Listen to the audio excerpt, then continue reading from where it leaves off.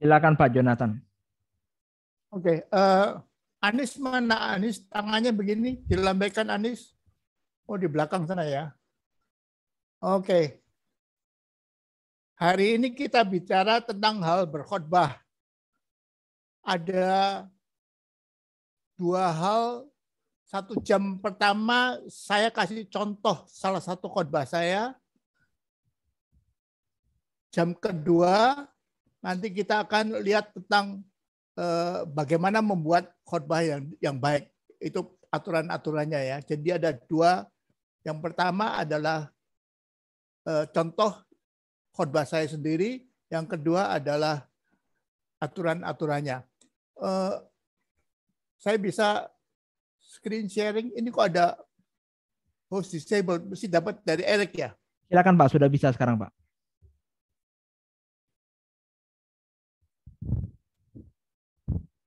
Yang lain bisa persiapkan catatannya sama pennya supaya bisa dicatat.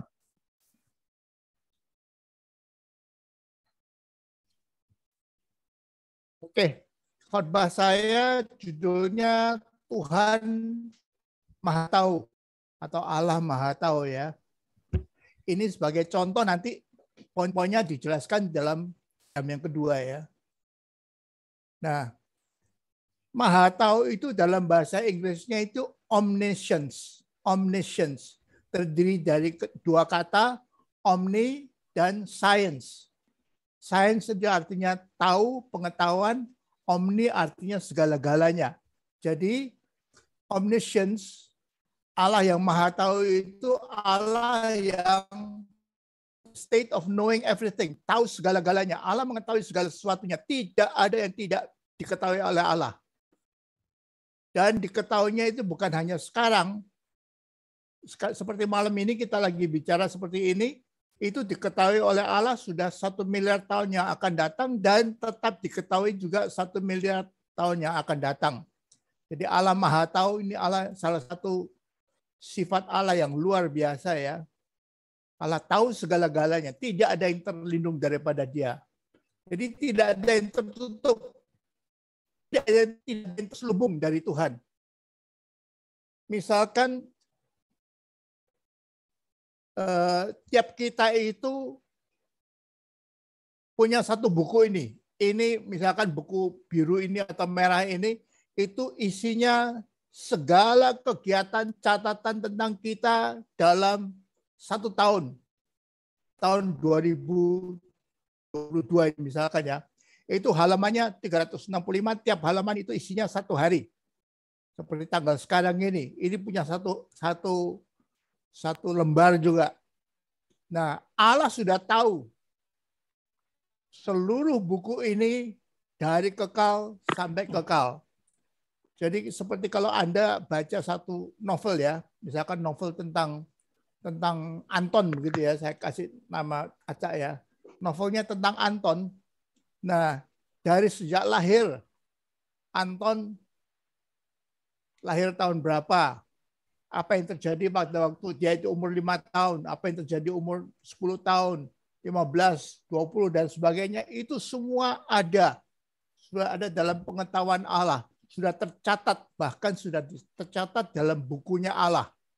Jadi ini hanya 1 tahun ya. Kalau seperti saya usianya sudah 76 tahun. Paling sedikit sudah ada 76 buku seperti itu yang diketahui Allah dari halaman pertama sampai halaman terakhir. Nah, seperti saudara kalau baca tentang novel tentang si Anton ini, setelah selesai saudara baca, tiap kali saudara di quiz, itu gampang aja jawabnya. Pada waktu Anton umur 10, apa yang terjadi? Oh, langsung Anda bisa jawab. Tanggal berapa itu? Tanggal 15 Januari, apa yang terjadi? Oh, dia jatuh dari sepedanya. Lecet-lecet di lutut kanannya, harus dibawa ke puskesmas dan sebagainya. Itu tiap kali saudara ditanya karena saudara sudah baca buku itu, saudara langsung bisa tahu. Nah, sama seperti Allah juga. Allah sudah tahu setepat-tepatnya keadaan kita sepanjang hidup kita. Saya tidak tahu tentunya usia saya sampai berapa ya? Itu Allah sudah tahu setepat-tepatnya. Tiap kali Allah request, bahkan sampai yang detail-detail, perasaan saya, semuanya dia tahu. Sidik jari, kalau saya tanya, misalkan Anis, sidik jari, tangan ini ibu jari, kanan sama kiri ini tentunya semua berbeda ya. Tidak ada, kita semua punya 20 sidik jari ya, 10 tangan, 10 kaki, itu tidak ada yang sama. Semuanya berbeda. Dan untuk misalkan sekarang ini saya tidak tahu tepatnya berapa, 7 miliar orang di muka bumi ini, Allah sudah tahu 7 miliar kali 20, 140 miliar sidik jari semua orang yang masih hidup, yang sekarang sedang hidup di bumi ini, Allah sudah tahu bedanya tiap-tiap sidik jari ini. Tidak ada. Dari 140 miliar sidik jari tidak ada yang sama. Itu semua diketahui Allah setepat-tepatnya. Karena Allah adalah Allah yang maha tahu. Tidak ada yang tertutup, tidak ada yang terselubung dari Tuhan. Segala perasaan kita juga. Agape ada nggak? Agape ya? Hadir nggak agape ya? Ada, Pak. Ada. Agape. Tadi pagi mandinya jam berapa agape? Tadi pagi nggak mandi, Pak. Sore baru mandi. Oh, tadi pagi nggak mandi. Jadi hari ini mandi cuma sekali ya. Mandinya Ya, jam berapa? Jam 4. Jam 4 pasti nggak jam 4 tepat toh. 4 lewat berapa menit, berapa detik. Itu Allah request. Saudara agape. Hari ini itu dia mandi jam berapa. Dan itu Allah sudah tahu semiliar tahun yang lampau dan tetap tahu semiliar tahun yang akan datang. Jadi Allah Maha Tahu itu luar biasa ya. Maha. Tidak ada yang terselubung dari Tuhan. Perasaannya seperti apa? Perasaannya juga pengennya apa? Anis bisa jawab nggak Anis ya? Iya, Pak.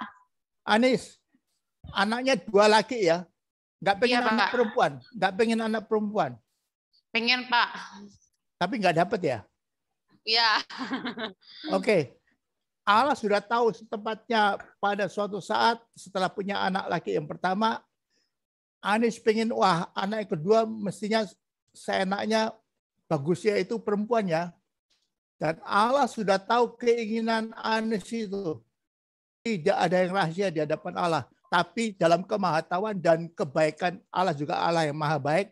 Dia tahu setepat-tepatnya bahwa anak kedua Anis itu laki juga, bukan perempuan. Jadi itu semua sudah diketahui Allah. Keinginan hati kita, kita marah, kita cemburu, kita ngiri sama seorang, itu semua diketahui Allah. Karena Allah adalah Allah yang maha tahu. Jadi tidak ada yang terselubung dari Tuhan ya. Jadi jangan coba pura-pura, kalau saya bisa ngumpet dari Allah, saya bisa sembunyikan dari Allah. Pengetahuan Allah itu tidak mungkin. Karena Allah adalah Allah yang maha tahu ini. Nah, dalam ini ya, Mazmur 139, mulai ayat 13 sampai 16, itu unik sekali, bagus sekali. Sebab Engkaulah yang membentuk buah pinggangku, menenun aku dalam kandungan ibuku. Menenun, artinya apa menenun? Itu pekerjaan sembarangan enggak? Jadi saudara dan saya itu pada waktu kita masih dalam rahim ibu kita, itu Allah sudah tahu setepat-tepatnya. Waktu kita dalam kandungan ibu kita itu Allah setepat-tepatnya, dan saudara tidak diciptakan seperti pabrik tekstil begitu ya, dengan ban berjalan tinggal dicap ini bawahnya kainnya jalan terus dicap sama, tidak. Allah tahu setepat-tepatnya. Dia menenun aku dalam kandungan ibuku. Jadi Allah itu menenunkan seperti kalau saudara lihat seorang ibu lagi menenun kain atau apa yang bagus sekali, itu kan satu persatu ya, secara teliti ya. Nah, Allah juga begitu. Pada waktu saudara Anis, anak nomor 2-nya namanya siapa Anis? Kanan, Pak. Anan, Elkanan. Elkana, Elkanan. Elkanan, Elkanan. Iya, Pak. Nah, Allah semiliar sudah tahun yang lampau, Allah sudah tahu anak kedua daripada Anis adalah Elkanan. Nanti usianya sampai berapa ya? Bisa hidup berapa tahun ya? Tahu nggak Anis? Pak, Tuhan yang tahu. Nah, Anis nggak tahu, tapi Tuhan tahu setepat-tepatnya. Dan nanti kalau dia meninggalnya, dipanggil pulangnya itu karena apa? Itu Allah sudah tahu setepat-tepatnya. Dan kapan, tahun berapa, tanggal berapa, jam berapa, menit berapa, detik berapa, itu Allah sudah tahu setepat-tepatnya. Jadi, waktu Allah menunun dalam si Elkanan ini, dalam rahimnya Anis, Allah melakukan itu dengan teliti sekali. Misalkan Elkanan itu akan meninggalnya umur 15 tahun. Allah sudah tahu setepat-tepatnya. Atau dia meninggalnya seperti saya begitu ya, 75 tahun sampai 75 tahun. Nah, kalau Allah tahu ini Elkanan itu nanti meninggalnya sampai 75 tahun, jadi jantungnya harus kuat 75 tahun. Paru-parunya harus kuat sampai 75 tahun. Hatinya, livernya harus kuat sampai 75 tahun. Ginjalnya harus kuat sampai 75 tahun. Tapi kalau Allah tahu setepatnya juga Elkanan itu meninggalnya umur 10 tahun, waktu masih kanak-kanak, ya nggak perlu. Jantungnya tidak perlu dibuat kuat sampai bisa tahan 75 tahun. 10 tahun aja sudah cukup. Jadi ini semua ada dalam rencana pengetahuan Allah setepat-tepatnya ya. Dia menenun aku dalam kandungan ibuku. Aku bersyukur, ayat 14. Aku bersyukur kepadamu oleh karena kejadianku dahsyat dan ajaib. Ajaib apa yang kau buat dan jiwaku benar-benar menyadarinya. Jadi, ini himbauan kepada kita supaya kita sadar bahwa kita itu ciptaan Allah yang luar biasa. Jangan pandang diri murahan, jangan merasa diri minder. Wah, saya itu jelek, saya itu kecil, saya itu bodoh. Tidak, aku ini ciptaan yang dahsyat dan ajaib. Ayat 15. Tulang-tulangku tidak terlindung bagimu. Jadi enggak ada yang, nah, sebagai, ya, Elkanan kan campuran daripada orang Chinese, dari Agape dan Anis, orang Dayak ya. Nah, ini kalau bikin si Elkanan ini, zat warnanya perlu banyak enggak? Jangan terlalu banyak. Nanti seperti orang Papua hitamnya nanti. Jangan. Tapi juga jangan terlalu sedikit. Nanti seperti orang bule atau seperti orang Chinese begitu ya. Karena harus ada darahnya. Anis juga. Itu semua Allah sudah tahu dan Allah sudah tetapkan itu. Dari sejak dikandung. Tulang-tulangku, ayat 15, tidak terlindung bagimu. Panjangnya tulangnya itu nanti. Tingginya, Elkanan kan Anis tidak tahu ya. Nanti dia tingginya 170 atau 180 atau pendek aja 160 aja. Allah tahu itu tepat-tepatnya. Dan dia sediakan tulang yang nanti berkembang sampai yang tambah lama tambah panjang sampai 160 atau sampai 180 kalau Elkanan itu jadi orang yang jangkung ya. Nah itu diketahui Allah setepat-tepatnya. Tulang-tulangku tidak terlindung bagimu. Ketika aku dijadikan di tempat yang tersembunyi, ya, tentunya dalam rahim ibu kita ya. Dan aku direkam di bagian-bagian bumi yang paling bawah. Matamu melihat selagi aku bakal anak, sebelum kita jadi anak, sebelum Elkanan itu dilahirkan, Allah sudah tahu setepat-tepatnya sebelum jadi anak. Dan dalam kitabmu semua yang tertulis hari-hari yang akan dibentuk sebelum ada satupun daripadanya. Jadi buat saudara dan saya itu, ada buku mungkin tebalnya segini ya. Karena tiap tahun itu satu buku sampai kalau saya itu sekarang sudah 76 tahun. Sudah 76 buku tebal-tebal begitu. Yang tercatat setepat-tepatnya segala sesuatu yang terjadi saya. Tiap tahun, tiap hari, tiap menit, tiap detik. Bukan saja hal fisik seperti tadi itu. Saya kasih contoh tulangnya panjangnya berapa, tingginya berapa, jantungnya kuatnya seberapa. Tapi juga emosinya. Emosinya seperti apa, kecerdasannya, otaknya seperti apa, itu Allah sudah tahu setempat-tempatnya. Saya dari sejak SMP sudah pakai kacamata, sudah tidak tajam matanya, miopia. Jadi itu Allah sudah tahu juga, dan Allah sesuaikan mata saya nanti harus pakai kacamata, itu Allah sudah sesuaikan waktu dia membuatnya itu ya. Dan ini semua sudah ditulis. Pas hari apa, tanggal berapa, jam berapa saya mulai pakai kacamata. Itu semuanya sudah tertulis. Hari-hari yang dibentuk. Sebelum ada satu daripadanya. Sebelum itu semua ada, sudah diketahui Allah. 9 tahun yang lampau. Saya kan baru 76 tahun. Tapi sebelum 76 tahun itu 100 tahun, 1000 tahun, 1.000.000 tahun sebelumnya itu Allah sudah tahu ya. Nah, ini luar biasanya kemahatauan Allah ya. Nah, jadi Tuhan tidak dibatasi oleh waktu dan ruang. Bahkan waktu atau tempo dan ruang itu adalah ciptaan Tuhan. Jadi sebelumnya nggak ada tempo, nggak ada ruang, diciptakan waktu dan ruang. Nanti waktu ditutup, waktu dihilangkan juga, masuk dalam kekekalan, itu diketahui Allah juga. Sebab waktu dan tempo itu dan ruang itu diciptakan oleh Tuhan. Bukan buatan siapa-siapa. Nah, sudah lihat ini ya, saya gambar ini ya. Ini kekekalan semuanya itu. Seluruh halaman ini masuk dalam kekekalan. Nah, kemudian yang warna orange ini Allah memulai tempo. Terus tempo terus sampai temponya berhenti di sini. Berhenti di sini, temponya digulung juga. Ruang juga. Sebelumnya nggak ada ruang ini. Ruang itu harus diciptakan oleh Allah juga. Dalam kekekalan itu saya nggak tahu ruangnya seperti apa ya. Itu Allah menciptakan ruang yang 3 dimensi ya. Ruang diciptakan. Terus sampai nanti ditutup. Nah, ini saya gambarkan ini seperti kornet ya. Atau sarden ya. Saudara-saudara pernah lihat ini kaleng kornet atau sardin cheese?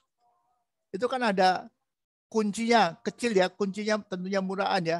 Kemudian dimasukkan lalu digulung begitu kan. Kita waktu kecil senang yang gulung itu ya.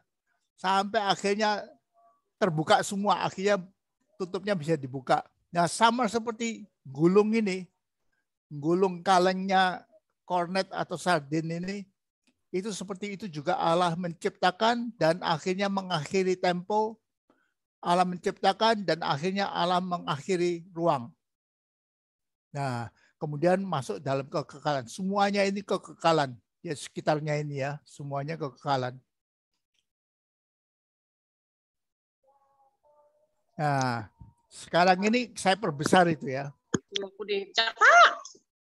Kenapa? Ada yang ngomong sesuatu? Nah, saudara, ini ruang orange ini ya, itu tempo dan ruang. Ini sebelumnya nggak ada ini. Nggak ada tempo dan ruang, itu diciptakan. Nah, waktu diciptakan tentunya ini ada dinosaurus, binatang-binatang purba. Ini sekarang kan sudah nggak ada. Dalam Alkitab sudah nggak ada itu. Abraham, Musa, dan Daud itu sudah tidak ada ini. Semua binatang ini sudah punah ini. Binatang-binatang purba ini. Tapi kalau saudara mau lihat tulang-tulangnya, mungkin saudara mengatakan, nggak percaya, itu cuma karangan pengarang-pengarang aja. Tapi saudara kalau mau pergi ke Bandung, itu ada museum purba seperti ini. Saudara lihat 2 gambar ini, museum purba. Cuma mungkin binatangnya itu bukan asli ya, tulang-tulangnya bukan asli tulang ya, itu mungkin dibikin dari plastik aja. Kalau mau lihat yang asli, pergi ke New York. Di New York itu ada juga museum purba, di mana saudara bisa pegang-pegang ya. Wah, ini mammoth itu ya, mammoth kan gajah yang gede sekali ya. Wah, taringnya kok panjang sebegini ya, saudara bisa raba-raba itu, taring yang panjang itu. Oh, iganya seperti itu, kakinya panjangnya seperti itu, tingginya seperti itu, saudara bisa meraba-raba itu. Tapi oleh Allah tentunya sudah hilang. Waktu Abraham, waktu Musa, waktunya Daud, ini sudah nggak ada ini semua. Nah ini mulai waktunya mulai digulung gitu ya. Abraham, habis itu baru Musa, habis itu baru Daud. Terus ini zamannya Yesus Kristus ini. 33,5 tahun ini. Zamannya Yesus Kristus. Nah, setelah Yesus Kristus kita mulai masuk tahun 500, tahun 1000, tahun 1500 sampai sekarang ini tahun 2022. Nah, setelah itu kita pada mati ya. Saya mungkin paling cepat. Jadi kita semua ini saya mungkin paling cepat ya. Tapi mungkin ada yang muda-muda yang juga sudah mati juga. Jadi ini sudah mati. Sini sudah mati. Tapi kita nanti waktu Kristus datang, ini gambaran rapture ya. Di atas itu gambaran Yesus Kristus datang di awan-awan. Kita yang sudah mati itu yang di dalam Kristus tapinya, kita semua dibangkitkan, menyongsong dia di angkasa. Ini rapture atau pengangkatan. Saudara-saudara yang masih hidup, yang masih muda-muda itu, yang masih hidup, waktu Kristus datang itu diubahkan tubuhnya. Menerima tubuh kebangkitan walaupun belum pernah mati ya. Belum sampai mati dikubur, tapi mengalami tubuh kebangkitan lalu menyongsong Tuhan di angkasa. Nah, setelah itu kalau kita belajar dalam Alkitab nanti datang kerajaan 1000 tahun di mana kita turun dengan Yesus Kristus dengan seluruh umat orang-orang kudusnya lalu memerintah selama 1000 tahun. Entah kita sebagai apa tentunya tidak tahu, Tuhan yang tahu.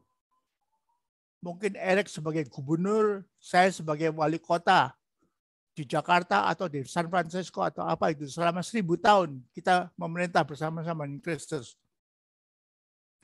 Pada akhir daripada 1000 tahun itu ada pengadilan akhir. Di mana Kristus bukan lagi datang sebagai bayi, tapi Kristus adalah hakim. Sebagai raja, segala raja dan menghakimi kita semua. Ini pengadilan akhir. Nah, dalam pengadilan akhir nanti akan ditetapkan siapa yang masuk surga, siapa yang masuk neraka. Yang terima Kristus tentunya masuk surga kekal, yang menolak Kristus masuk neraka kekal. Dan neraka kekal itu tentunya siksaan kekal selama-lamanya ya. Sedangkan masuk surga adalah surga kekal. Nanti kita coba lihat menggambarkannya surga itu seperti apa dan neraka seperti apa. Dan ini, tapi setelah ini semua, setelah pengadilan akhir semua itu nanti tempo juga akan digulung. Ruang space juga akan digulung ini. Jadi ini diciptakan ini. Tempo dan ruang ini diciptakan. Yang warnanya orange ini diciptakan oleh Allah. Setelah itu kita masuk dalam kekekalan. Nah ini secara sepintas ya. Dan ini semua, tiap titik, tiap detik di semuanya ini, dalam tempo ataupun dalam kekekalan ini semuanya itu diketahui Allah. Allah Maha tahu. Tidak ada yang luput dari pengetahuan Allah. Iblis A itu ada di mana, iblis B ada di mana, iblis C lagi menggodain siapa, iblis D misalkan ada entah berapa 1 juta iblis gitu. Allah tahu setempat-tempatnya kegiatan mereka, apa yang dilakukan, apa yang dikatakan, bagaimana menggodain manusia ini supaya manusia jatuh dalam dosa, itu semua diketahui Allah. Allah Maha tahu ya. Nah, kita kan anak waktu kita masih sekolah minggu, ingat lagu ini ya. Di dalam dunia ada 2 jalan, lebar dan sempit. Mana kau pilih? Yang lebar api, jiwamu mati. Tapi yang sempit, hidup berglori. Jadi nanti ada jalan lebar, ini banyak orang akan lewat sini. Sebaliknya jalan sempit yang sebelah kanan itu hanya sedikit aja. Ini lihat ada cuma 1-2 orang aja. Tapi yang buahnya itu akan masuk jalan lebar ini.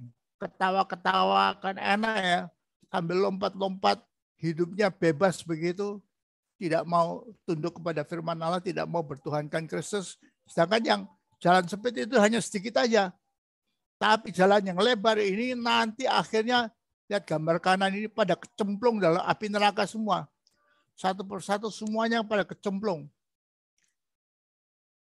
Nah, kalau sekarang ini di dunia ini misalkan ya, saya tidak tahu jumlah tepatnya. Misalkan ada 7 sampai 8 miliar orang manusia di muka bumi ini. Mungkin yang masuk jalan sempit itu mungkin 2 miliar saja. Yang 5 miliar itu semua jalan yang lebar, semua akan kecemplung dalam neraka kekal. Dan 2 miliar yang katanya ngakunya orang Kristen, itu mungkin setengahnya itu KTP aja. Nggak sungguh-sungguh bertuhankan Kristus, juga masuk di dalam lebar juga, kecemplung di neraka kekal.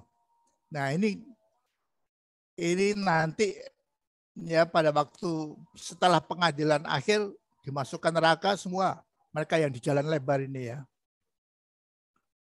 Nah ini tentunya artis ya, menggambarkan luar biasanya neraka kekal, siksaan ini. Ini gambar-gambar kecil itu bagaimana orang disiksa, ada yang ditusukin oleh iblis di neraka itu, ada yang dicongkel matanya,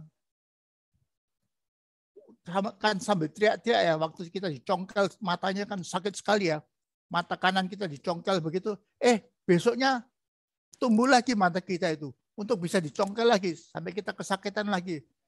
Tangan kita digigitin oleh iblis ya, dimakan oleh iblis begitu tangan kita, wah habis begitu kita teriak-teriak nangis-nangis ya. Besoknya keluar lagi tangannya itu utuh lagi, bisa digigitin lagi oleh iblis. Jadi siksaan di neraka itu kekal selama-lamanya. Tidak ada berhentinya. Teriak-teriak nangis seperti ini ya. Ini gambaran daripada neraka tentunya ya. Yang ada dalam Alkitab, yang digambarkan dalam Alkitab ya. Nah, kalau ditanya itu yang jalan lebar kan banyak ya. 5 miliar orang ya. Yang jalan sempit cuma 1 atau 2 miliar saja ya. Nah, apakah Tuhan kan tahu yang 5 miliar atau 6 miliar itu akan masuk neraka kekal, itu tahu. Ya, Tuhan Maha tahu. Dan Tuhan sangat mengasihi semuanya yang ada di jalan lebar itu, yang nanti akan kecemplung dalam neraka kekal. Dan putranya Yesus Kristus mati disalib juga untuk mereka juga. Jadi Allah tahu mereka semua menolaknya serta memilih jalan yang lebar sehingga tanpa dalih. Jadi kalau seseorang nanti masuk neraka kekal, di neraka dia tidak bisa salahkan Allah. Ini saya masuk neraka ini gara-gara Allah. Allah nggak cinta sama saya. Yesus Kristus tidak mau menebus saya. Salah besar. Yesus Kristus sudah mati disalib untuk menebus, sudah membayar harga tebusannya. Tapi mereka menolak dan memilih jalan yang lebar. Sehingga tidak ada dalih, tidak bisa mengatakan ini saya masuk neraka ini gara-gara Allah ini. Saya masuk neraka ini gara-gara bukan kesalahan saya. Saya kok nggak tahu. Saya kan tinggal di gunung. Kenapa nggak ada yang nginjil saya? Allah tahu setempat-tempatnya. Semua orang itu yang masuk neraka melalui jalan yang lebar itu memilih jalannya sendiri. Menolak anugerah Allah yang ditawarkan melalui penebusan Yesus Kristus di atas kayu salib dan masuk neraka kekal. Tentunya waktu saya di Kalimantan sana, kita kan ngerti juga ya, banyak anak-anak muda, remaja Dayak itu hidupnya kasar ya. Kalau kita mau ngomongin mereka mau dengar enggak? Kamu jangan suka main judi, itu enggak baik itu. Kenapa enggak baik? Ini kan uang saya sendiri, saya yang kerja ini, saya enggak merugikan kamu. Udah kamu diam aja, saya mau main judi ini, itu hak saya. Nah, kita tegur gitu malah marah. Kalau kita mengatakan jangan minum minuman seperti itu, kamu sudah mabuk begini. Dia marah juga, ini kan uang saya sendiri. Saya kerja dompeng atau saya kerja di pabrik karetnya atau di kelapa sawitnya. Saya kerja sendiri, ini uang hasil kerja saya. Kenapa saya nggak boleh pakai? Mau saya minum berapa botol alkohol itu hak saya. Kamu diam aja. Karena dia lagi di jalan yang lebar dan tidak mau dengar. Kalau yang suka main perempuan misalkan, atau yang perempuan yang kerja malam gitu ya, jangan kerja malam. Itu kan kamu hidup dalam perzinahan ini. Atau remaja-remaja atau muda-mudi yang suka pergi ke WTS ya, menikmati WTS itu. Kita mau tegur, jangan hidup dalam dosa seperti itu. Kenapa nggak boleh? Ini kan saya bayar. Kamu mau cari cewek, bayar sendiri, kerja sendiri. Ini hak saya, ini uang saya sendiri. Pakai uang saya sendiri. Saya kan tidak merugikan kamu. Kamu diam aja. Jadi mereka yang semua di jalan lebar itu, walaupun sudah diperingatkan, ada yang ngomong mamanya sudah negur dan sebagainya, tetap keras kepala. Saudara kan tahu semua ya, di dusun-dusun yang kecil-kecil di Kalimantan itu susah sekali ya menginjili anak-anak muda supaya mereka bertobat, supaya mereka terima Kristus, supaya mereka itu jalan di jalan yang sempit, itu kan susah sekali. Dan Allah tahu itu semuanya. Dan kalau mereka nanti waktu meninggal, mati, kecemplung dalam neraka kekal, itu tidak ada dalil lagi. Tidak bisa. Tidak ada alasan mereka mengatakan, ini bukan salah saya masuk neraka, ini bukan salah saya. Ini karena Tuhan nggak sayang sama saya. Yesus Kristus tidak mati bagi saya. Nggak bisa. Tapi Yesus Kristus sudah mati. Dan Allah sudah ngomong, sudah memperingatkan dia. Ini kita lihat contohnya dalam Alkitab nanti ya. Nah, Yudas. Waktu Yudas mati itu diperingatkan dulu. Atau enggak? Iya. Kita lihat ini sudah diperingatkan oleh Allah. Ini ya. Setelah hari malam Yesus duduk makan bersama-sama dengan ke-12 murid itu. Dan ketika mereka sedang makan, ia berkata, aku berkata kepadamu, sesungguhnya seorang di antara kamu akan menyerahkan aku. Yudas tahu nggak yang dimaksudkan Yesus Kristus dia? Tahu. Sehari sebelumnya dia sudah pergi ke imam-imam minta uang untuk jual Yesus Kristus itu. 30 keping perak itu. Harga seorang budak itu. Dia sudah dapat uangnya. Jadi ini peringatan pertama daripada Yesus Kristus. Sesungguhnya seorang dari kamu akan menyerahkan aku. Ya, Yudas tahu yang dimaksudkan oleh Yesus Kristus. Murid-murid sebelah setelahnya nggak tahu siapa yang dimaksudkan. Lihat ini ayat 22. Dengan hati yang sedih, berkatalah mereka seorang demi seorang kepadanya, bukan aku ya Tuhan, bukan saya toh Tuhan, bukan saya toh yang menyerahkan engkau, bukan saya toh Tuhan, bukan saya toh Tuhan, bukan saya toh Tuhan. Mereka nggak tahu, yang 11 bengong aja. Tapi Yudas tahu. Dia sudah diperingatkan. Peringatan pertama itu ya. Lalu ayat 23. Diperingatkan kedua. Ia menjawab. Dia yang bersama-sama dengan aku mencelupkan tangannya dalam pinggan ini. Dialah yang akan menyerahkan aku. Jadi mereka kan duduk seperti gambaran perjamuan akhir ya. Meja yang panjang ya. Yesus Kristus dengan 12 muridnya duduk mengelilingi meja itu ya. Mungkin tengah ada pinggang yang gede begitu ya, yang besar, panci yang besar begitu, yang isinya kuahnya. Lalu masing-masing dikasih satu roti gede begitu, patahkan atau sobek rotinya, lalu celupkan di pinggang itu lalu dimakan. Sobek pinggang rotinya, celupkan di pinggang itu, kemudian makan begitu. Nah, semuanya rame-rame. Tapi waktu Yudas sobek rotinya, dia mencelupkan dalam pinggan itu. Pada saat yang bersamaan, Yesus sobek juga rotinya. Jadi bersamaan tangannya Yudas sama tangannya Yesus sama-sama masuk dalam pinggan itu. Nah, ini peringatan yang kedua. Dia yang bersama-sama dengan aku mencelupkan tangannya ke dalam pinggan ini, dialah yang akan menyerahkan aku. Tahu nggak Yudas? Teguran Yesus yang kedua itu. Tahu. 11 muridnya tahu nggak yang dimaksud Yudas? Nggak tahu. Murid-murid tidak tahu, tapi Yudas tahu setempat-tempatnya. Dia yang ditegur ini. Yesus tahu bahwa kamu akan menyerahkan aku nih. Kamu sudah terima uang dari imam-imam untuk menyangkal Yesus Kristus itu atau mengkhianati Kristus. Ayat 24. Anak manusia memang akan pergi sesuai dengan aturan tentang dia. Akan tetapi celakalah orang yang olehnya anak manusia itu diserahkan. Ini peringatan ketiga kepada Yudas ini. Adalah lebih baik bagi orang itu sekiranya ia tidak dilahirkan. Yesus Kristus memperingatkan ketiga kalinya. Yudas, ayo bertobat, ayo bertobat. Ayo bertobat. Kalau enggak lebih baik sebetulnya kalau kamu itu enggak dilahirkan. Kamu akan celaka kekal ini.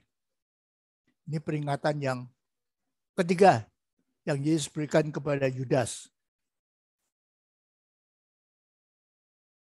Kita lihat peringatan yang keempat ini ya.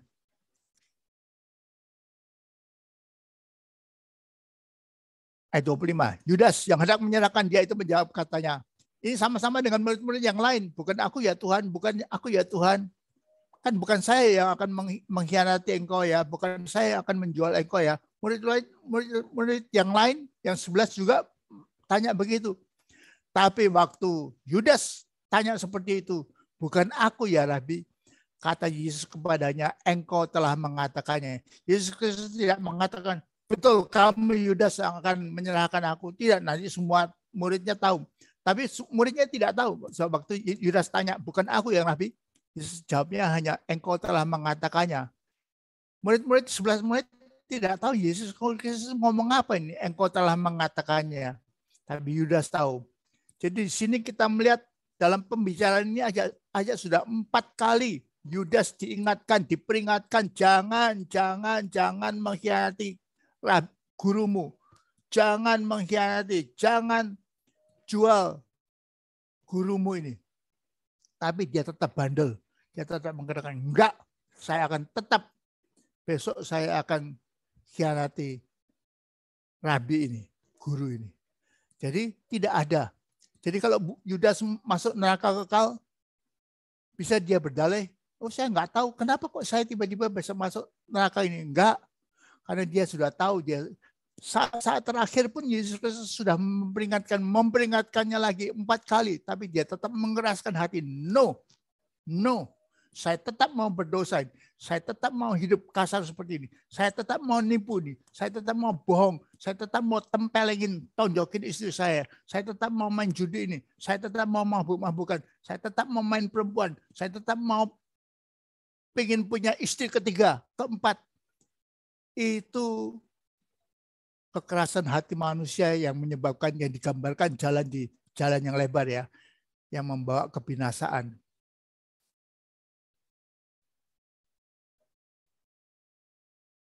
Nah,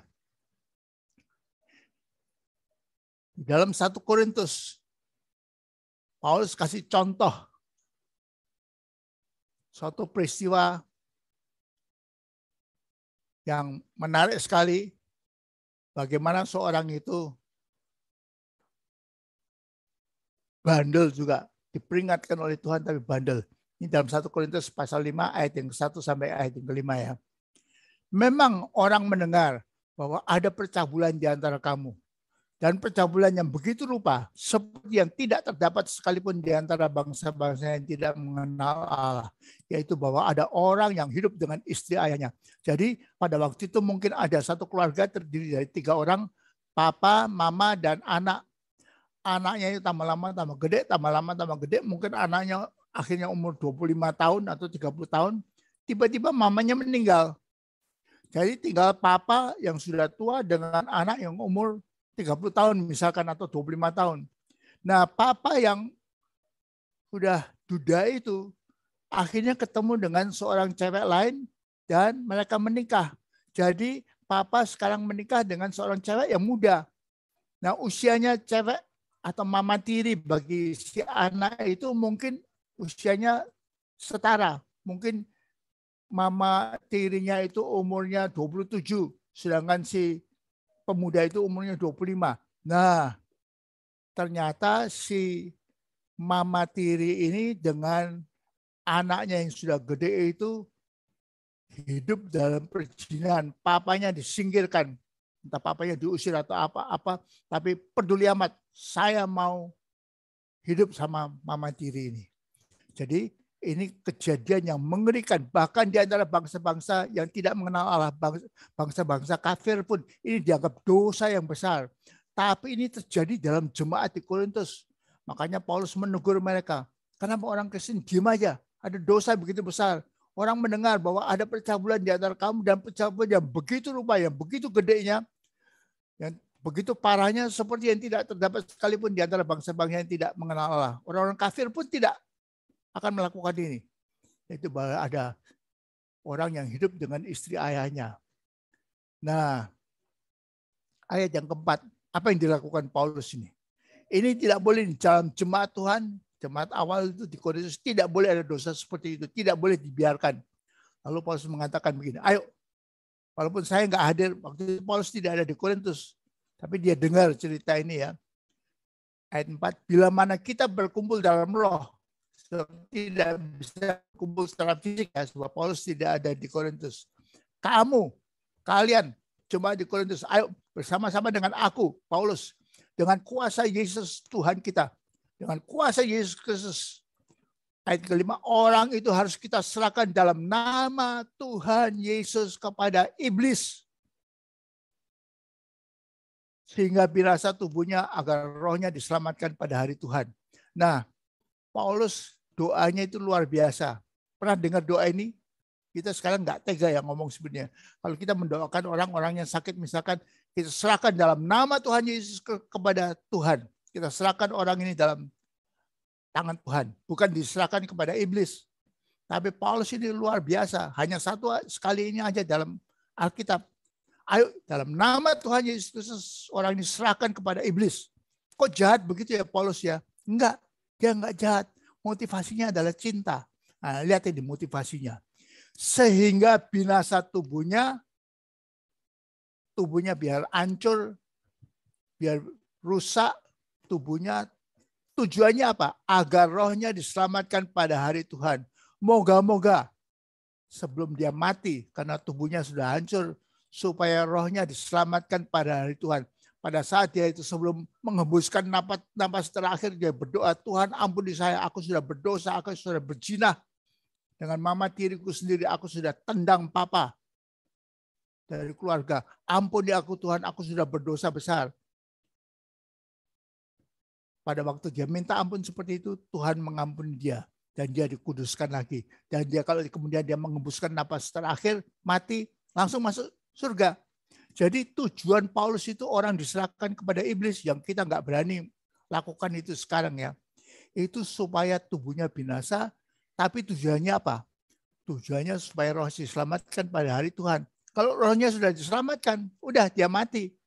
Tapi nanti waktu Kristus datang, waktu rapture, waktu kita diangkat, Yesus Kristus datang, kita semua dibangkitkan, dia akan terima tubuh yang baru. Tubuh yang sudah rusak itu enggak apa-apa, udah. Tapi rohnya diselamatkan. Dia menyongsong Yesus Kristus di udara.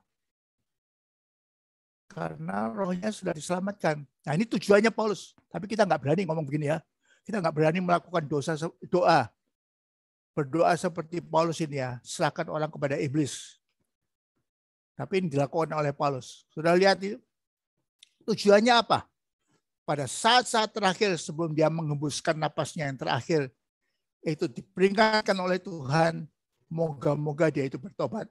Kalau dia bertobat, dia diselamatkan. Kalau dia tetap menolak Kristus, tetap tidak mau bertobat, tetap mengeraskan hati, ya akhirnya masuk neraka kekal ya. Jadi dia tidak ada dalih juga ya. Tidak bisa mengatakan, saya kan nggak tahu. Saya kan dosa, saya tahu saya berbuat dosa, tapi kan saya nggak sadar bahwa saya akan masuk neraka. Nggak bisa. Dia sudah diperingatkan oleh Tuhan sendiri, oleh Roh Kudus sendiri, tubuh yang sakit. Ini lihat gambarnya ya. Ya, mungkin oleh Roh Kudus dikasih serangan jantung ini ya. Gambar kiri ini. Atau stroke. Tiba-tiba ada pembuluh darah di otaknya, pecah begitu, sehingga separuh tubuhnya mati. Ya hanya berbaring aja terkapar, nggak bisa jalan, nggak bisa duduk, terkapar aja di tempat tidur. Sambil nafasnya segal-segal sampai nafasnya mengembuskan nafas terakhir, atau tiba-tiba hatinya kena kanker, livernya kena kanker. Wah, bengkak dan sakit sekali ya. Moga-moga pada saat terakhir di si pemuda ini ya, saat terakhir sebelum dia mati, moga-moga dia itu bertobat dan dia diselamatkan. Dia tidak jadi masuk neraka kekal, tapi masuk surga kekal. Jadi Allah bisa tempeleng kita, Roh Kudus bisa tempeleng kita dengan sakit jantung, atau dengan stroke, atau dengan kanker, atau dengan diabetes, segala macam penyakit ya. Ataupun juga malahan kecelakaan ya.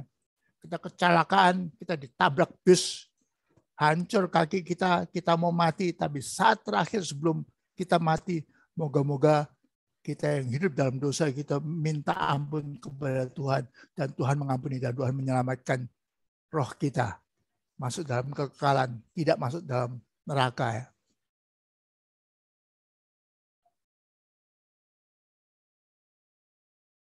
Nah, itu tadi dua contoh yang melawan kehendak Allah ya. Ini saya kasih contoh sekarang, satu contoh yang taat kepada Allah, ditempeleng oleh Roh Kudus tapi dia bertobat, yaitu Paulus sendiri ya. Dalam Kisah Para Rasul pasal 9 ayat pertama. Sementara itu berkobar-kobar hati Saulus, ini sebelum dia bertobat, namanya kan Saulus, untuk mengancam dan membunuh murid-murid Tuhan. Saya melakukan kehendak Allah ini. Saya kejar ini penyesat ini, kelompok baru namanya orang-orang Kristen ini, orang-orang Kristen ini. Saya kejar mereka, masuk ke mereka penjara. Saya ancam mereka, kalau kalau tidak kembali kepada Yehova, tinggalkan Tuhan Yesus. Siapa itu Tuhan Yesus? Tuhan yang sesat, pengajar sesat ini. Ayo kembali, kalau enggak bunuh anakmu. Paulus berkobar-kobar dia menyangka dia melakukan pekerjaan Allah, tapi dia melawan Allah. Dalam perjalanannya ke Damsyik, ketika ia sudah dekat kota Damsyik itu ya, tiba-tiba memancar dari langit, tiba-tiba cahaya memancar dari langit mengelilingi dia. Tiba-tiba dia ditampar oleh Roh Kudus, dia jatuh dari kudanya, dia rebah ke tanah, dan kedengaranlah olehnya suatu suara yang berkata kepadanya, Saulus, Saulus, mengapa engkau menganiaya aku? Ya dengar, ini panggilan daripada Roh Kudus ya. Sebelum dia itu mati kekal, begitu masuk neraka kekal, ditampar oleh Roh Kudus supaya dia itu bertobat. Lalu jawab Paulus, siapakah engkau Tuhan?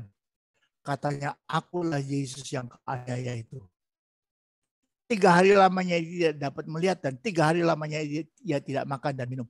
Jadi begitu tampar, Paulus itu jatuh dari kudanya, lalu dibikin buta oleh Roh Kudus. Matanya nggak bisa lihat apa-apa, dia meraba-raba dalam kegelapan, dan 3 hari puasa ya. Dia bergumul dengan, tapi Saulus yang nanti akhirnya jadi Paulus itu bertobat. Dia ditegul oleh Roh Kudus, pakai pukulan seperti itu, dibikin buta 3 hari, tapi dia bertobat. Akhirnya jadi rasul yang luar biasa. Rasul yang ke-13 kali ya. Tapi luar biasa, 13 atau 14 ya. Dia bertobat. Akhirnya menjadi pahlawan yang luar biasa dalam kerajaan Allah ya. Jadi tadi kita sudah lihat 2 contoh orang yang sudah ditegur oleh Roh Kudus, Yudas dan si anak muda yang hidup sama dengan mamanya itu dalam Korintus itu, dan satu ini yang bertobat dan mendengarkan suara Tuhan. Nah, mendengarkan suara Tuhan akhirnya masuk jalan yang sempit dan surga kekal. Ini gambar kiri bawah ini jalan sempit ya. Enggak jalan lebar seperti yang bisa diikuti 5 miliar, dimasukin 5 miliar orang. Enggak, ini cuma sedikit sekali yang masuk ini. Dan kalau kita mati nanti apa yang terjadi kita, Yesus Kristus sendiri akan sambut kita dengan tangan terbuka lalu memeluk kita, lalu berkata, hai hambaku yang baik dan setia. Dan nanti setelah pengadilan akhir kita ditentukan masuk surga, ini masuk surga kekal, banyak malaikat-malaikat ya. Surga seperti ini. Nah, tapi ada artis-artis yang gambarkan surga seperti kanan bawah ini. Yang kita tahu sekarang nggak masuk akal ya. Ini ada 2 burung, lihat ini gambar 2 burung ya. 2 burung itu apa bisa hidup kekal? Nggak bisa dong. Apa ini burungnya dari porselen? Atau pohon-pohon ini? Makanya saya kasih tanda tanya ini ya. Apa surga itu seperti ini gambarannya? Ini pohon-pohon itu apa? Pohonnya dari plastik atau apa? Kok bisa kekal? Atau dari emas kali ya? Atau dari logam ya? Supaya bisa kekal ya? Tapi kalau mereka itu seperti pohon kita ya, tahannya berapa? 10 tahun, 15 tahun sudah habis ini semua. Apalagi ada binatang. Surga tentunya nggak ada binatang ya. Jadi ini mungkin gambaran surga di tangan seorang artis saja. Kita tidak tahu surga sebenarnya seperti apa. Tapi lebih seperti ini gambar atasnya itu. Di mana malaikat-malaikat itu terbang mengelilingi tahta Allah dengan berkata, kudus, kudus, kuduslah Tuhan semesta alam ya. Holy, holy, holy. The Lord Almighty ya. Nah, kita nanti akan mengelilingi tahta Allah ini terus. Dalam kekekalan ya. Dalam kekekalan. Bermiliar-miliar tahun yang akan datang kita akan menyembah Allah terus. Surga kekal ini. Nah, itu contoh yang saya berikan untuk contoh khotbah ya. Nah, sekarang kita melihat aturan-aturannya ya.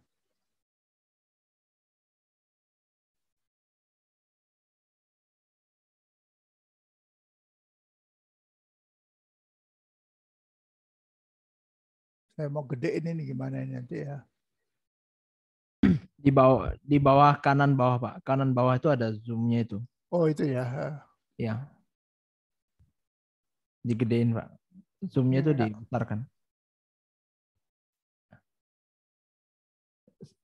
Harus lebih besar lagi kayaknya Pak. Ada yang pakai handphone. Oke. Cukup ya. Nah, ini patokan-patokan ya. Nanti Anda bikin khotbah itu ciri-cirinya apa? Khotbah yang menarik itu, khotbah yang efektif ya. Pertama berbobot. Jadi jangan khotbah itu dangkal. Untuk sementara kita dapat menutupi khotbah kita yang tidak berbobot. Misalkan ada yang sepanjang khotbah setengah jam atau 1 jam itu si pendetanya ngelawak aja, ketawa aja, humor aja, atau mengandalkan karismanya. Tapi bobotnya itu dangkal. Nah, jangan kalau Anda bikin khotbah yang dangkal ya. Bikin khotbah yang berbobot, tambah hebat. Dan pulang dari ibadah Anda bisa tahu, Anda bisa mengatakan, wah pendeta yang tadi itu pinter juga ya.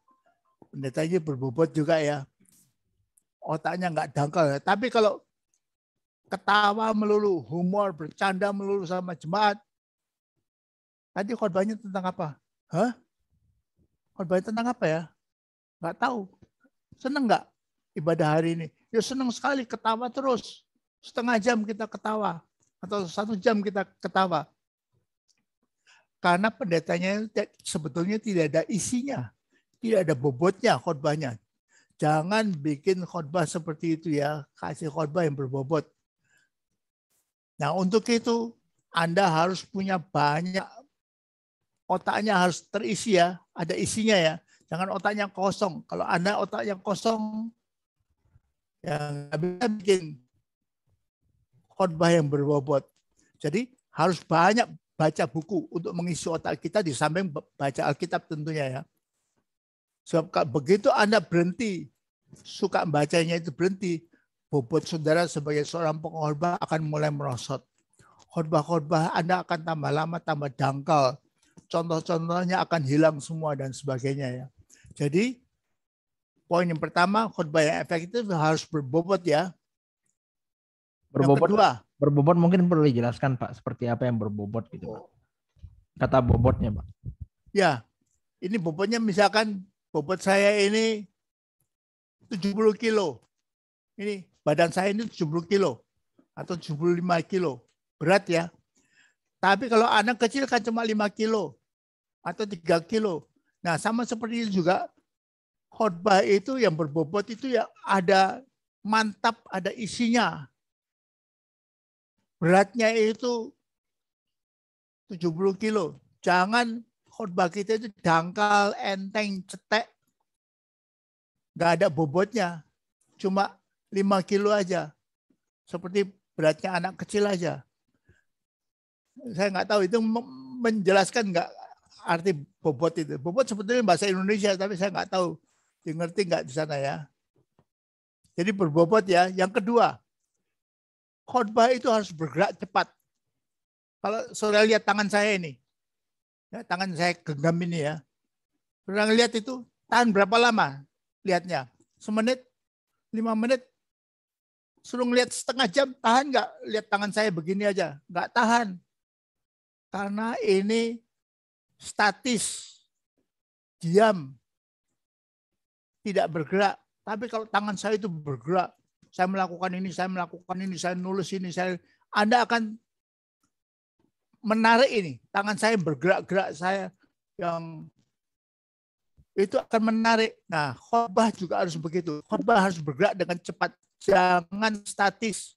Benda yang bergerak akan lebih menarik perhatian daripada benda yang diam dan statis ya. Jadi meja atau kursi yang diam aja, kita nggak mau memperhatikan lama-lama. Ngelihat 1 menit aja udah bosen. Jadi khotbah jangan diam aja. Khotbah itu harus ada isinya dan terus bergerak begitu ya. Seperti tadi ya saya gunakan gambar-gambar ya supaya menarik. Langsung halaman ini berikutnya, halaman ini berikutnya, halaman ini berikutnya. Menarik juga ya. Jadi isi khotbah harus selalu bergerak dengan cepat. Jangan diam aja. Kalau diam aja bosan orang. Gimana tadi khotbahnya di gereja? Bosan om. Saya nggak diberkati dengan khotbah hari Minggu hari ini. Bosan om. Karena khotbahnya statis, nggak bergerak, diam aja. Jadi untuk itu buah pikiran harus banyak. Meskipun topiknya tunggal, topiknya nanti kan Allah Maha Tahu atau Tuhan Maha Tahu. Itu topiknya. Hanya satu tok. Tapi buah pikirannya harus banyak. Tadi saya gambarkan dengan kaleng sarden atau yang dibuka begitu, tempo yang bagian alam muka, ada binatang-binatang purba dan sebagainya ya. Itu buah pikirannya harus banyak.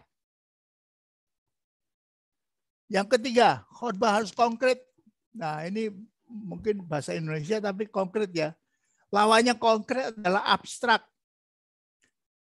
Jangan membuat khotbah yang abstrak. Jelaskan dan gunakan kata-kata konkret meskipun khotbah yang dibahas abstrak. Jadi kalau kita mau khotbah abstrak seperti Tuhan Maha Tahu, itu judulnya abstrak sekali. Apa itu artinya Tuhan Maha Tahu ya? Orang Kristen harus dewasa. Apa itu artinya dewasa? Kalau nggak dijelaskan ya jemaat akan bengong aja. Apa itu artinya sih dewasa itu apa artinya apa itu? Sebab itu kata yang abstrak harus digambarkan dengan jelas dengan kata-kata yang konkret. Saya kasih banyak contoh ya. Pikiran hadirin akan melayang-layang pada khotbah yang abstrak. Pikiran akan melayang, nanti siang makan apa ya? Wah, saya perlu beli baju baru ini. Baju saya sudah luntur semua ini. Saya perlu beli baju baru. Saya harus pergi ke mall. Ya, waktu khotbah pun pikiran kita bisa melayang-layang karena khotbahnya nggak menarik, karena khotbahnya abstrak.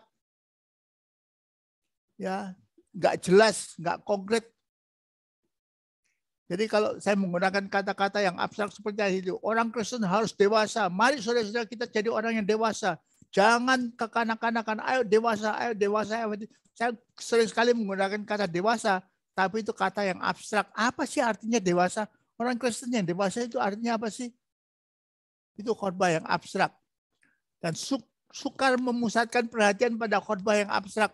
Konsentrasi itu susah. Makanya ya karena khotbah yang abstrak itu 5 menit aja sudah bosan kita. Udah pengen pulang. Atau sudah pikirannya sudah melayang-layang. Oh nanti siang makan apa ya? Masak apa ya? Buat anak-anak ya. Pulang gereja ya. Karena khotbahnya membosankan, abstrak. Ilustrasi yang tepat akan menyebabkan khotbah yang abstrak menjadi konkret. Nah, sudah lihat dalam khotbah saya tadi itu banyak sekali gambar. Gambarnya dapat dari mana? Gambarnya itu gratis. Bukan saya yang lukis, saya nggak bisa melukis. Tapi gambarnya dapat dari internet.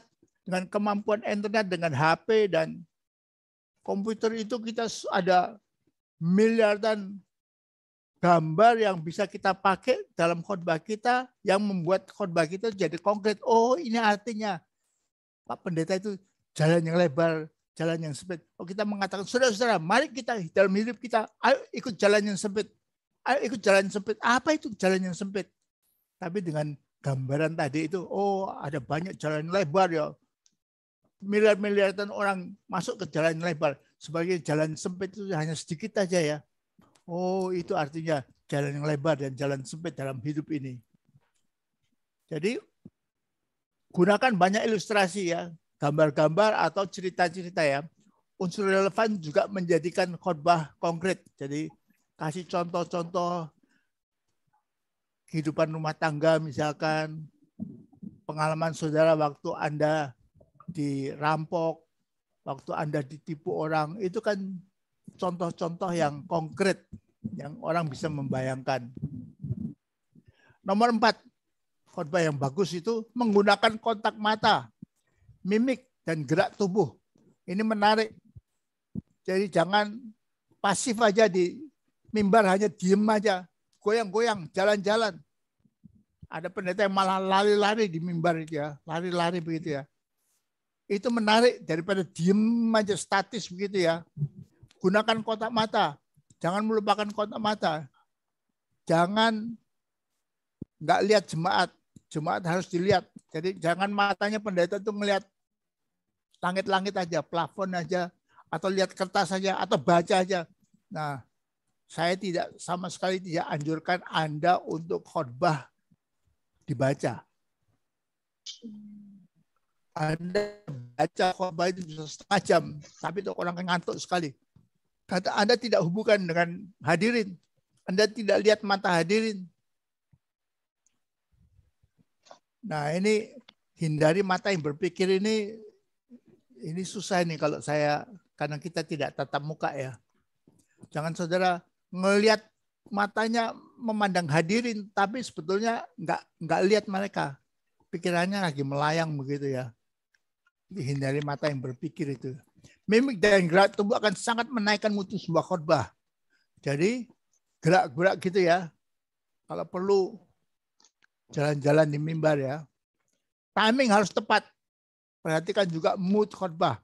Kalau khotbahnya sedih, Anda mukanya sedih juga. Kalau khotbahnya marah, marah juga, saudara. Kalau saudara khotbahnya lagi tenang ya, tenang juga, kalem juga. Jadi sesuaikan gerak-gerik Anda, feeling Anda, perasaan Anda dengan mood khotbahnya itu. Hindari terikat pada satu mimik atau gerak tubuh. Jangan khotbah itu hanya tangannya begini toh. Selama setengah jam itu tangannya hanya begini toh. Tiap kali khotbah Anda tangannya hanya begini aja. Atau hanya tunjuk-tunjuk aja. Itu membosankan. Hindari terikat pada satu aja mimik wajah atau satu aja gerak tubuh. Seperti tadi itu ya. Hanya tangannya melebar begini aja, tangannya lebar gini aja. Jangan geraknya begini terus. Sepanjang khotbahnya atau tiap kali khotbah tangannya begini aja. Kalau tangannya gede begitu ya, menggambarkan gede begitu. Jangan begitu terus. Bosan nanti. Jangan merencanakan mimik dan gerak khotbah meskipun harus dilatih penggunaannya.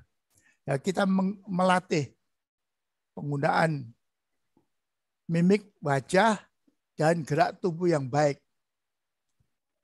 Tambah banyak hadirin, tambah kuat mimiknya.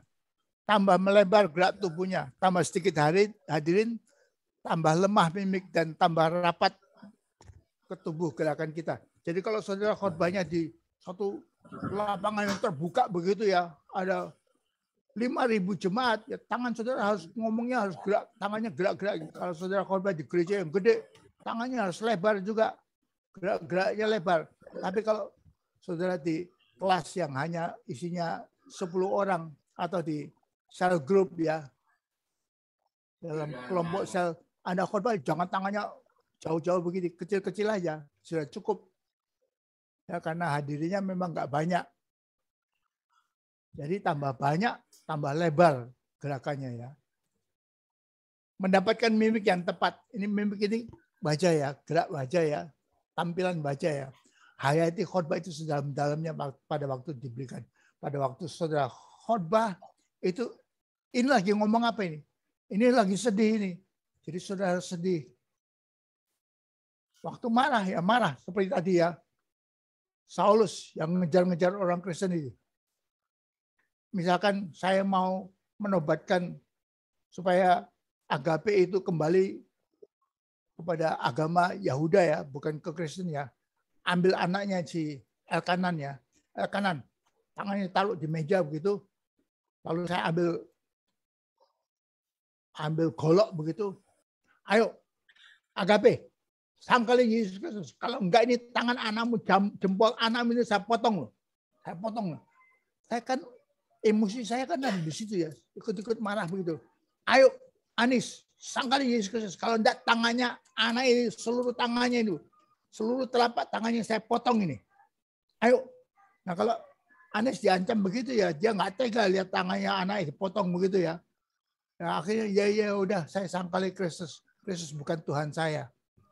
Jadi waktu saya menggambarkan itu ya, seperti Paulus atau Saulus waktu itu ya, ngejar-ngejar orang Kristen, itu ekspresikan itu. Hayati khotbah itu. Kita menghayati. Jangan takut untuk mengekspresikan mood atau perasaan khotbah itu melalui wajah. Jadi marah begitu. Wajah kita harus menggambarkan marah begitu. Atau tenang. Atau sedih begitu, sedih. Keluar air mata, matanya diusap-usap begitu juga.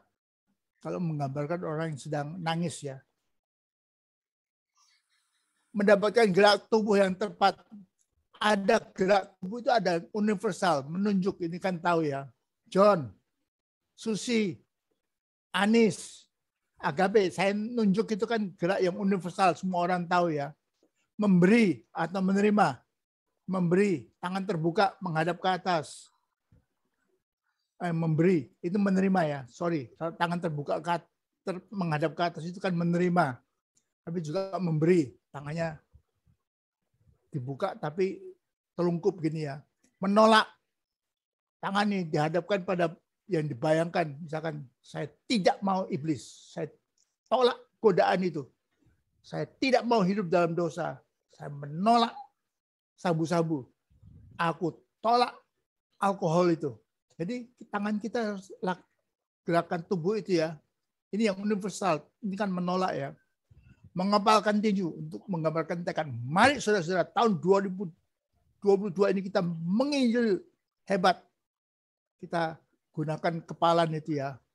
Atau marah. Atau berontak. Itu bisa gunakan kita marah. Kita tolak godaan iblis. Nah, tolak godaan iblis. Jadi gerakan tubuh harus cocok dengan ya. Harus cocok dengan isi khotbahnya ya. Menenangkan tangannya di pundak gitu ya. Udah sabar John. Sabar John. Jangan emosi John. Jangan emosi, jangan marah-marah John. Tangan kita tepat di pundaknya begitu ya. Itu kita gerak tubuh di mimbar seperti itu juga. Membagi, memisahkan. Saudara-saudara, kita nanti akan menghadap Allah. Ada domba-domba sebelah kanan dan ada kambing-kambing sebelah kiri. Saudara masuk di antara domba-domba sebelah kanan atau kambing sebelah kiri. Jadi tangan saya itu membagi, memisahkan. Ini gerakan yang universal ini. Di mana-mana. Di Amerika saudara melakukan itu juga. Di Cina saudara melakukan gerakan yang sama ya. Tekad gitu, kepalan tinju. Mari kita melayani Tuhan. Mari kita setia kepada Tuhan. Jadi tekad begitu dengan kepala dan tangan. Tapi ada juga gerak tubuh yang tidak universal. Ini gerak tubuh yang deskriptif, mendeskripsikan sesuatu. Gerakan ini bebas untuk menggambarkan ukuran bentuk gerakan. Jadi saudara-saudara, mari kita berdoa 3 kali sehari. Nah ini kan gerakan yang deskriptif ya. Mendeskripsikan 3 kali sehari, ayo kita berdoa. Pagi, siang, dan malam. Kalau kita makan 3 kali sehari, kita berdoa juga 3 kali sehari. Nah ini gerakan deskriptif. Saya kan orangnya kurus kering seperti ini. Atau saya orangnya kan gemuk seperti ini ya. Sudah gambarkan tangan yang gemuk begitu ya. Jadi ini gerakan tubuh yang mendeskripsikan apa yang ingin kita ucapkan. Nah, pada waktu berkhotbah itu kita juga memanfaatkan feedback, umpan balik. Kita ngomong, hayatilah khotbah yang diberikan sehingga kita bisa sadar akan reaksi hadirin dan memanfaatkan feedback dari mereka. Saya lagi khotbah tiba-tiba, jemaat kok kepalanya kok ngantuk ya? Wah, saya khotbahnya itu ngantuk ini. Tidak menarik lagi bagi jemaat. Saya harus rubah khotbah saya supaya jemaat tidak tertidur seperti ini. Ya. Atau jemaat kok lemas begitu. Kita gerakan ya, kita teriak lebih keras.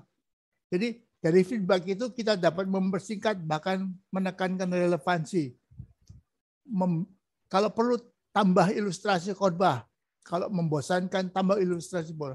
Kita harus bangga dengan khotbah kita. Jadi kalau saudara khotbah itu jangan merasa minder ya. Ya payah, saya nggak bisa khotbah. Kok saya dipaksa harus diminta untuk khotbah seperti itu. Jangan. Ada bikin khotbahnya sudah harus bangga. Saya ada berita ini. Saya bangga dengan khotbah saya ini. Hadirin akan merasakan kalau kita itu ragu-ragu. Nggak bisa dibohongin itu ya. Hadirin akan merasakan bila kita ragu-ragu, kita minder, kita tidak yakin atau tidak senang. Jangan sampai tidak senang waktu khotbah ya. Harus yakin, harus bangga. Saya bangga ini waktu saya khotbah. Jadi harus kelihatan sikap Anda akan menggambarkan perbedaan itu ya.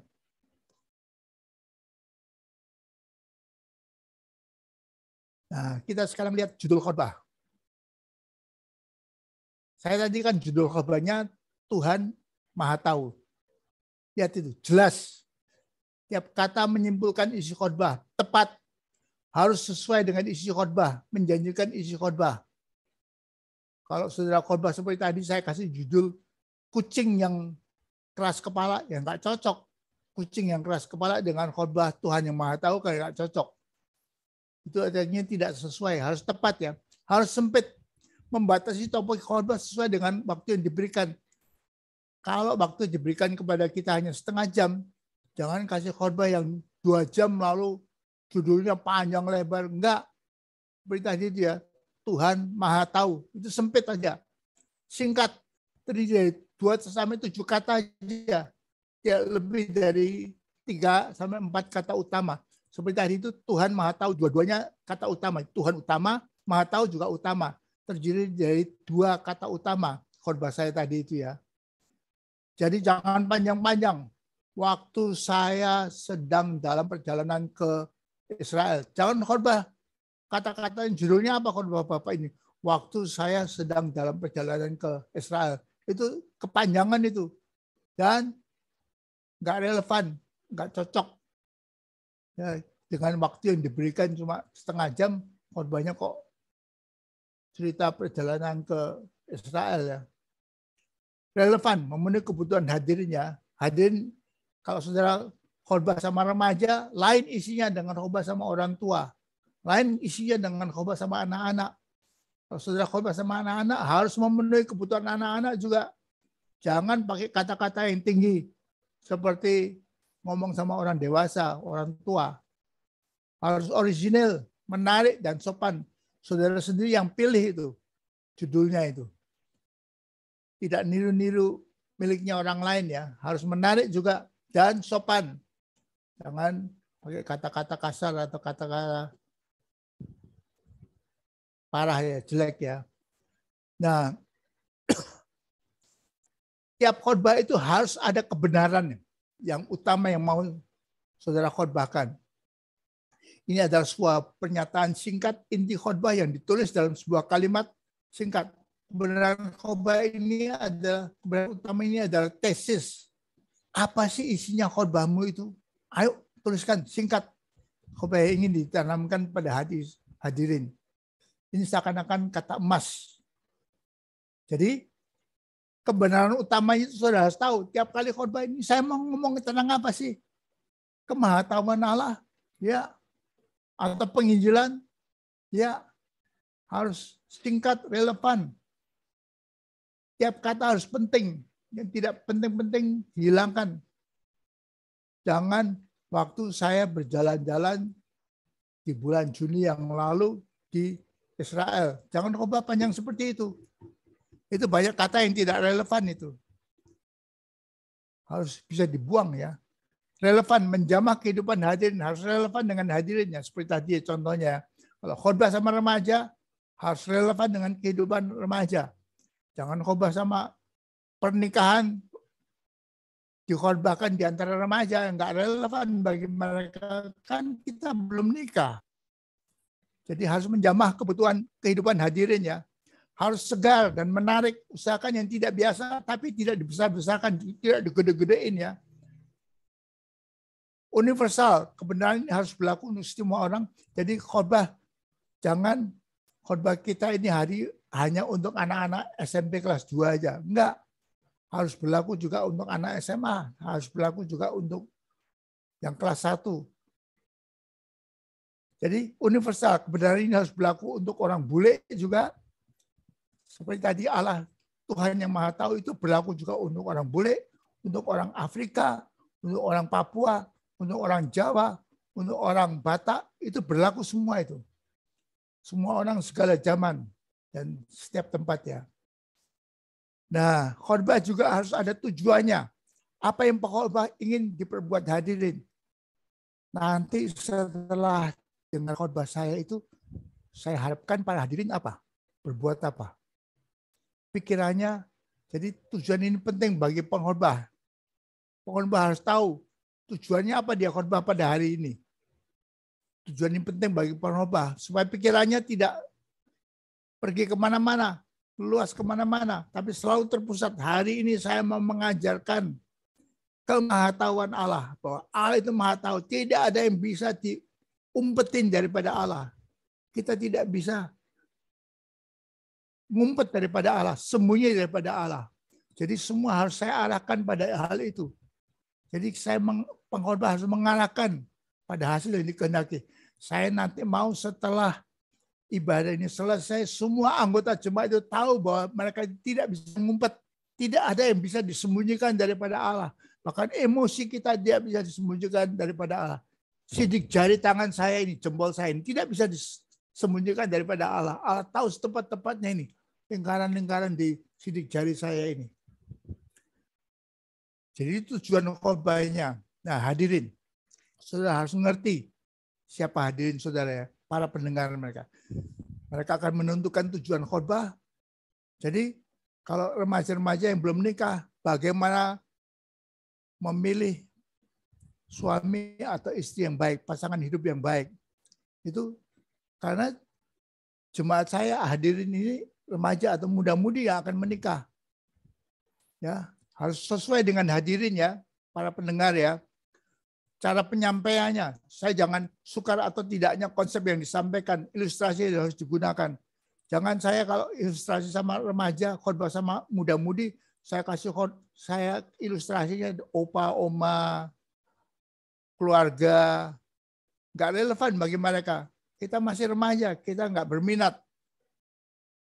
Jadi ilustrasi. Nah, ilustrasi saya tadi lihat ya, ilustrasinya itu banyak saya kasih gambarannya. Ilustrasi sangat berguna untuk membayangkan yang kurang jelas dan abstrak tadi. Di dalam dunia ada 2 jalan. Oh, saya kasih tadi gambaran itu ada 2 jalan. Satu yang jalan sempit, satu yang jalan lebar. Lebar dan sempit. Wah, ini jelas ini. Oh, ini ngerti ini. Lagu itu ngerti sekarang. Wah, di dalam dunia ini bagi kita semua ini dihadapkan pada dua jalan. Mau jalan lebar atau mau jalan yang sempit. Nah, ini menerangkan, ilustrasi menerangkan kebenaran utama ya. Awas ya, jalan lebar itu nanti masuk neraka, kecemplung semua. Ilustrasi menggambarkan neraka tadi itu ya. Menanam keyakinan agar langgeng. Supaya orang itu ingat terus. Kalau hebat kalau sudah bisa khotbah 10 tahun yang akan datang, hadirin masih ingat. Wah, saya dengar khotbahnya Agape itu, wah. Saya ingat sampai sekarang. Karena hebat khotbahnya itu, jelas sekali. Jadi langgeng ya. Membuktikan suatu kebenaran. Ya, kebenaran bahwa dunia ini ada dua jalan itu ya, lebar dan sempit. Menarik perhatian dan menimbulkan interest. Orang harus tertarik. Ah, bosan ini. Ngomong ini lagi, bosan. Ngomong itu lagi, bosan. Harus ada perhatian. Jemaat itu harus punya perhatian terhadap ini. Pak Pendeta khotbah apa hari ini? Wah, tentang Allah yang Maha Tahu. Oh, ini penting sekali saya tahu ini ya. Untung saya hadir di dalam jemaat pada hari Minggu pagi ini ya. Membangkitkan emosi. Ya, saya mau ikut Kristus. Itu emosi kita ya. Setelah dengarkan khotbah, saya mau jalan di jalan yang sempit. Saya mau taat kepada Yesus Kristus. Saya tidak mau jalan lebar, hidup kasar. Saya tidak mau. Jadi emosinya hadirin diungkapkan ya. Nah, ilustrasi ada satu kata, kombinasi kata, cerita-cerita, puisi, dan gambar-gambar tadi ya. Ya, tapi ada batasannya. Jangan terlalu banyak. Kalau ilustrasi terlalu banyak nanti bengong juga. Hilang semua nanti. Tidak perlu diberi intro. Nah, saudara-saudara, saya sekarang akan cerita apa yang terjadi pada saya waktu saya dalam perjalanan ke Israel tahun yang lalu. Itu nggak perlu dikasih introduksi. Seperti itu ya, pembukaan seperti itu. Langsung aja. Saudara-saudara, tahun lalu, waktu saya di Israel, saya ketemu dengan seorang orang Yahudi yang berkata demikian kepada saya. Langsung ilustrasinya ya. Tidak perlu kasih introduksi atau pembukaan yang panjang-panjang. Rencanakan dan pilih dengan sesama. Waktu saya pilih gambar-gambar itu harus pilih dengan sesama, harus cocok dengan isinya ya. Jangan yang nggak cocok ya. Sumber dan tipe ilustrasi harus bervariasi, macam-macam. Jangan gambar yang sama terus ya. Jangan terlalu sering menggunakan ilustrasi keluarga. Nah, kalau khotbah keluarga ya kita banyak ilustrasi keluarga ya. Tapi yang macam-macam ya. Jangan yang membosankan ya. Nah, kemudian langkah khotbah. Nah, saudara ingat khotbah tadi itu ya. Tuhan Maha Tahu, saya sudah tidak terlalu banyak menggunakan rangka khotbah. Karena saya sudah terbiasa khotbah, saya langsung aja bikin khotbahnya itu dengan segala macam ilustrasi. Tapi saudara bisa membuat rangka itu berdasarkan tempo. Misalkan khotbah tentang Daud waktu masih kanak-kanak, Daud waktu remaja, Daud waktu sudah menikah, Daud waktu sudah tua. Itu dibedakan sesuai dengan rangkanya, dipilih berdasarkan tempo atau tempat. Daud waktu di kota A, Daud waktu di kota B, Daud waktu di kota C, Yesus Kristus waktu di Bethlehem, Yesus Kristus waktu di Samaria, Yesus Kristus waktu di Yerusalem, waktu di Yudea. Itu macam-macam ya. Dipisah-pisah sesuai dengan tempat, kepentingan, perbandingan. Ini nanti kalau saudara sudah mulai bikin khotbah akan lebih sadar hal ini ya. Dari umum ke khusus atau dari khusus ke umum. Sebab akibat atau sebaliknya akibatnya ini penyebabnya apa? Atau karena ini maka akibatnya ini. Karena ini maka akibatnya ini. Karena A maka akibatnya B. Karena C akibatnya D. Tapi sebaliknya bisa akibat dulu. Orang ini mengalami begini. Kenapa? Karena ini. Orang yang mengalami begini. Kenapa? Penyebabnya ini. Jadi terbalik ya. Tanya jawab. Rangka khotbah juga dibentuk dengan tanya jawab. Kapan seorang itu mulai dewasa? Kapan kita bisa bertanggung jawab. Kapan kita harus mulai bertanggung jawab? Ya, misalkan waktu sudah menikah, punya anak dan sebagainya. Yang sudah dikenal ke yang belum dikenal. Analogi, gunakan analogi ya. Waktu kita putus asa, itu analoginya seperti apa? Problema ke penyelesaiannya. Masalahnya ini penyelesaiannya apa? Masalah ini penyelesaiannya apa? Masalah ini penyelesaiannya apa? Definisi, ini menggunakan definisi dalam rangka khotbahnya. Yang mudah ke yang kompleks, cari yang gampang dulu lalu dijelaskan ke yang lebih rumit. Analisa yang sudah diterima kepada yang belum diterima. Ini contoh-contoh, nanti akan kasih contoh sederhana aja dari khotbah. Nah, ini tadi ya. Ini khotbah tadi itu judulnya Tuhan Maha Tahu. Kebenaran utamanya apa? Tuhan mengetahui segala sesuatu. Tidak ada yang tersembunyi baginya. Tidak bisa kita umpetin apapun yang ada dalam jagat raya ini dari Tuhan. Tuhan tahu setepat-tepatnya. Bahkan sidik jari kita ini Tuhan tahu ya. Lalu saya bagi dengan 1, 2, 3. Kehidupan kita semua bukan saja sudah diketahuinya, bahkan sudah tertulis dalam kitabnya. Allah sudah menulis ini. Walaupun kita masih remaja, umur 18 misalkan, Allah sudah tahu nanti kita umur 20. Kita nanti nikahnya umur berapa. Kita punya anak pertama umur berapa.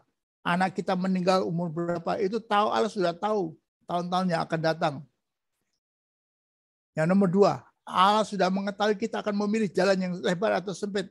Allah sudah tahu saudara itu nanti akan masuk neraka atau masuk surga. Tidak ada yang Allah tidak tahu. Dari 7 miliar orang di muka bumi ini Allah sudah tahu setepat-tepatnya.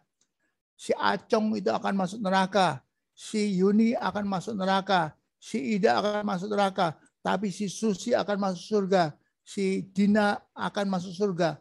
Allah sudah tahu setepat-tepatnya ini. Bahwa kita akan memilih jalan yang lebar atau sempit. Yang ketiga, tidak seorang pun dalam neraka kekal dapat berdalih.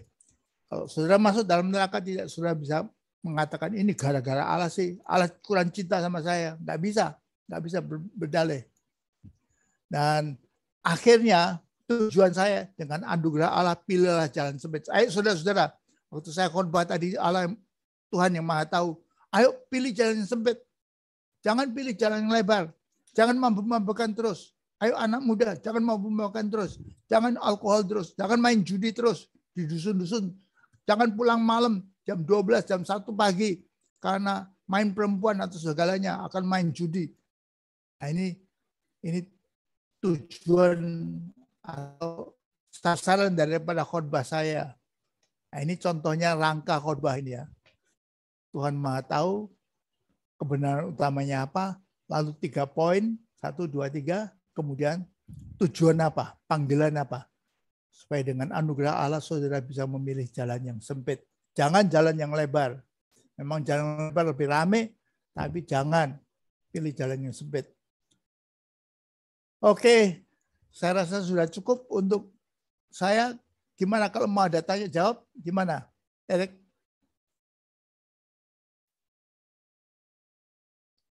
Silakan, kalau ada yang ingin tanyakan. Saya sudah kasih contoh dan poin-poinnya. Ini semua nanti akan, kalau Eric mau bagikan kepada teman-teman bisa ya. Ya, nanti mungkin saya minta Pak biar saya kirim ke WA untuk yang tadi Microsoft Word tadi. Jadi sekarang nggak bisa ya? Diambil lagi nggak bisa ya? Nggak direkam ini ya? Direkam Pak, direkam. Cuma nanti kan tunggu Pak David itu lagi, lebih baik kirim ke saya aja Pak Wordnya nanti. Oh, oke.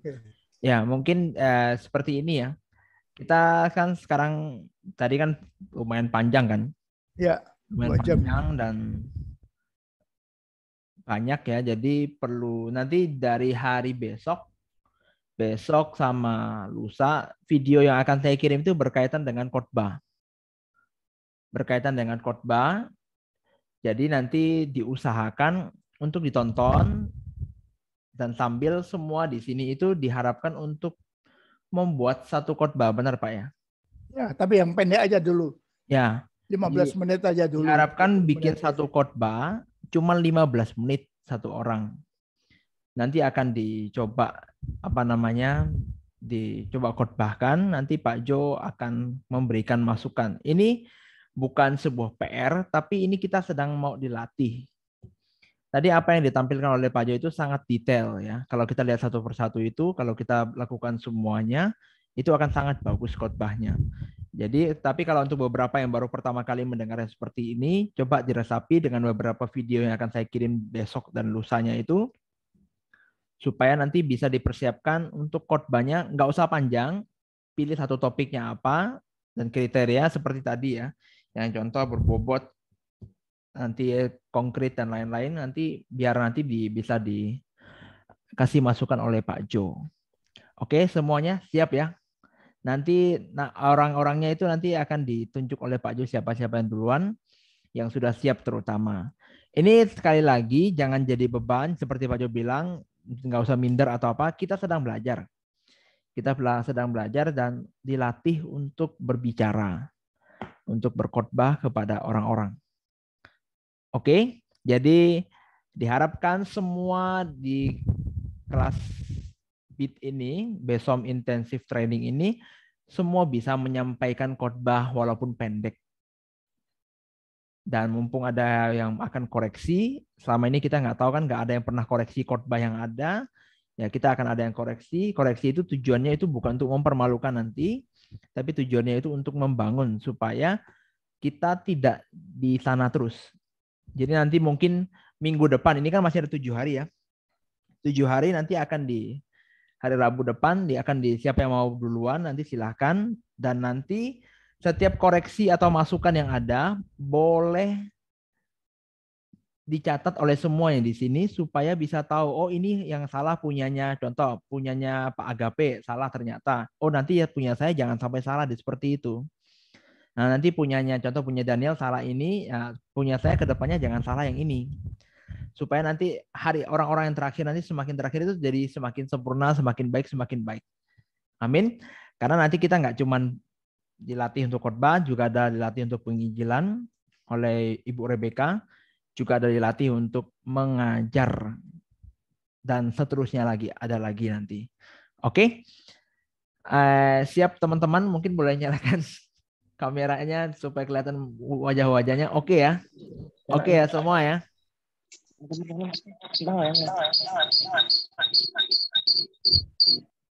Kita perlu coba supaya kita tahu hasilnya. Ini lumayan lama tadi apa yang disampaikan oleh Pak Jo. Jadi ada yang mau ditanyakan nggak mengenai bikin khotbahnya ini?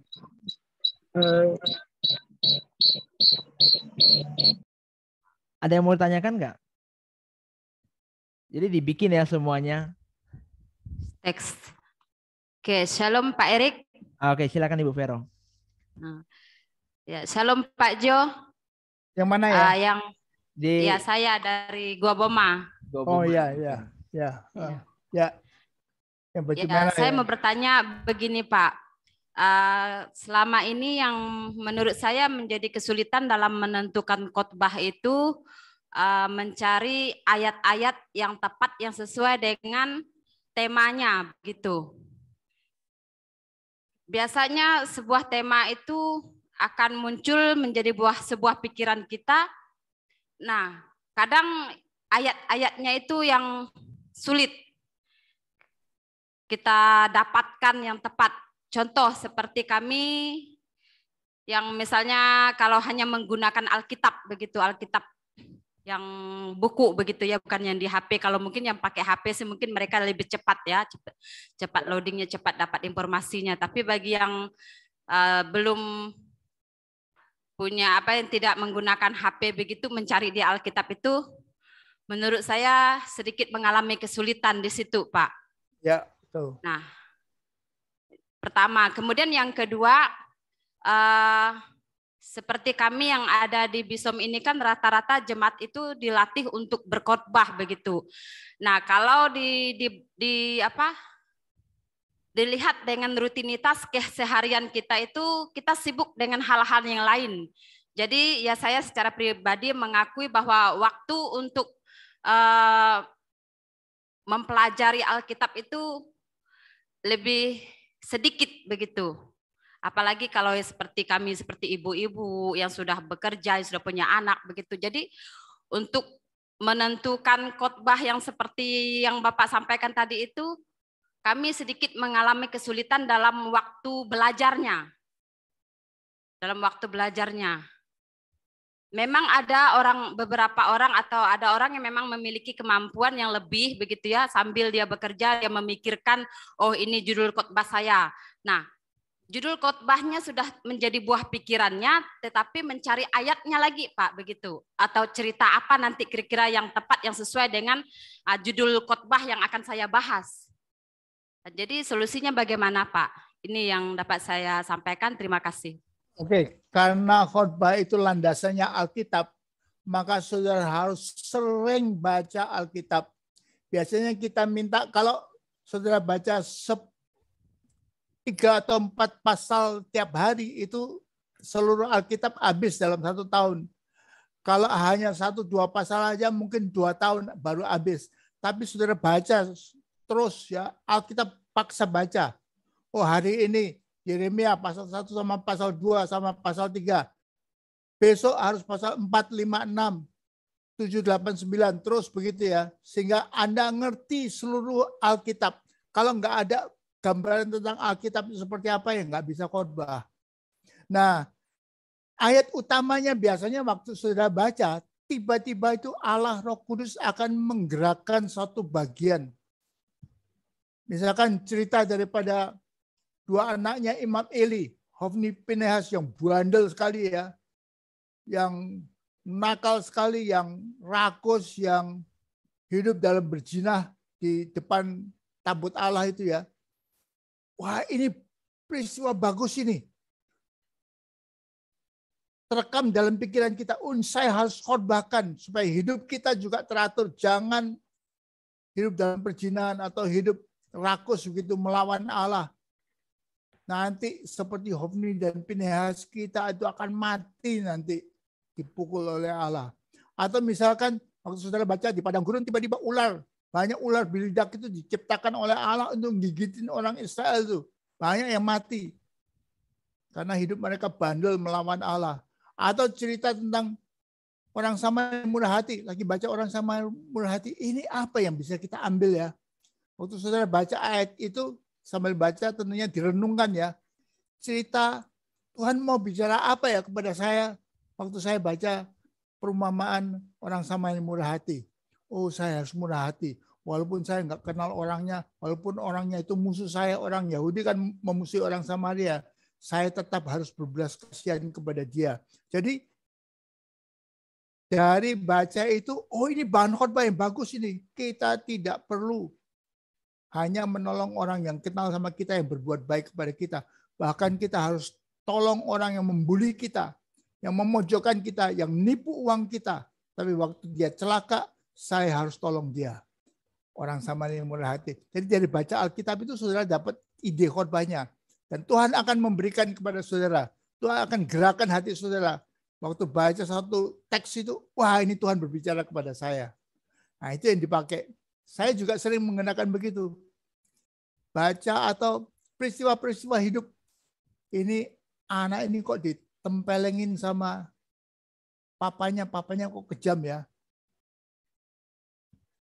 Nah ini kira-kira firman Allah mana ya? Oh ada firman yang mengatakan orang tua tidak boleh semenang-menang kepada anaknya. Kasihlah anakmu. Oh ini anak ini kok kurang ajar ya sama orang tuanya. Ini firman Allah kita kira-kira apa? Hai anak, hormatilah orang tuamu.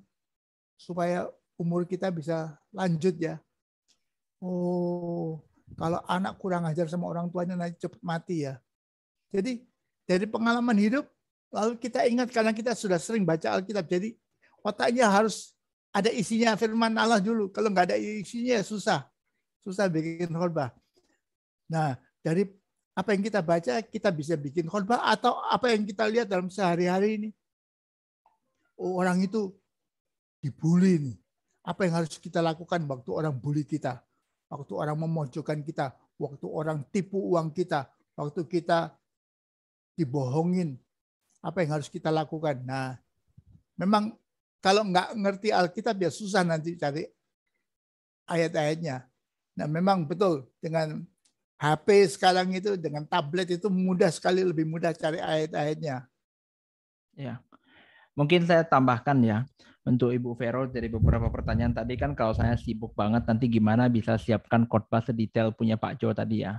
Mungkin saya jawab seperti ini. Seperti tadi yang dijelaskan Pak Jo, lebih ke bikinlah khotbah tentang kehidupan yang relevan dengan kehidupan gitu supaya kita yang di sini kan nggak semuanya sekolah teologi ya, nggak semuanya itu tahu Alkitab semua dan nggak semuanya itu tahu semua tentang Alkitab seperti Pak Jo sebutkan satu persatu itu. Tapi ada satu yang bisa menjawab itu adalah khotbah tentang kehidupan. Kalau kita lihat baca-baca Alkitab satu perikop, kita bisa jelaskan aja beberapa ayat dari satu perikop tersebut dan kita nggak ya untuk ayat-ayat yang Ibu bilang mungkin maksudnya ayat pendukung-pendukung ya Bu ya. Nah, kalau ayat-ayat pendukung kalau tidak ada pun benar ya Bu ayat pendukung ya. Enggak ada suaranya Agape.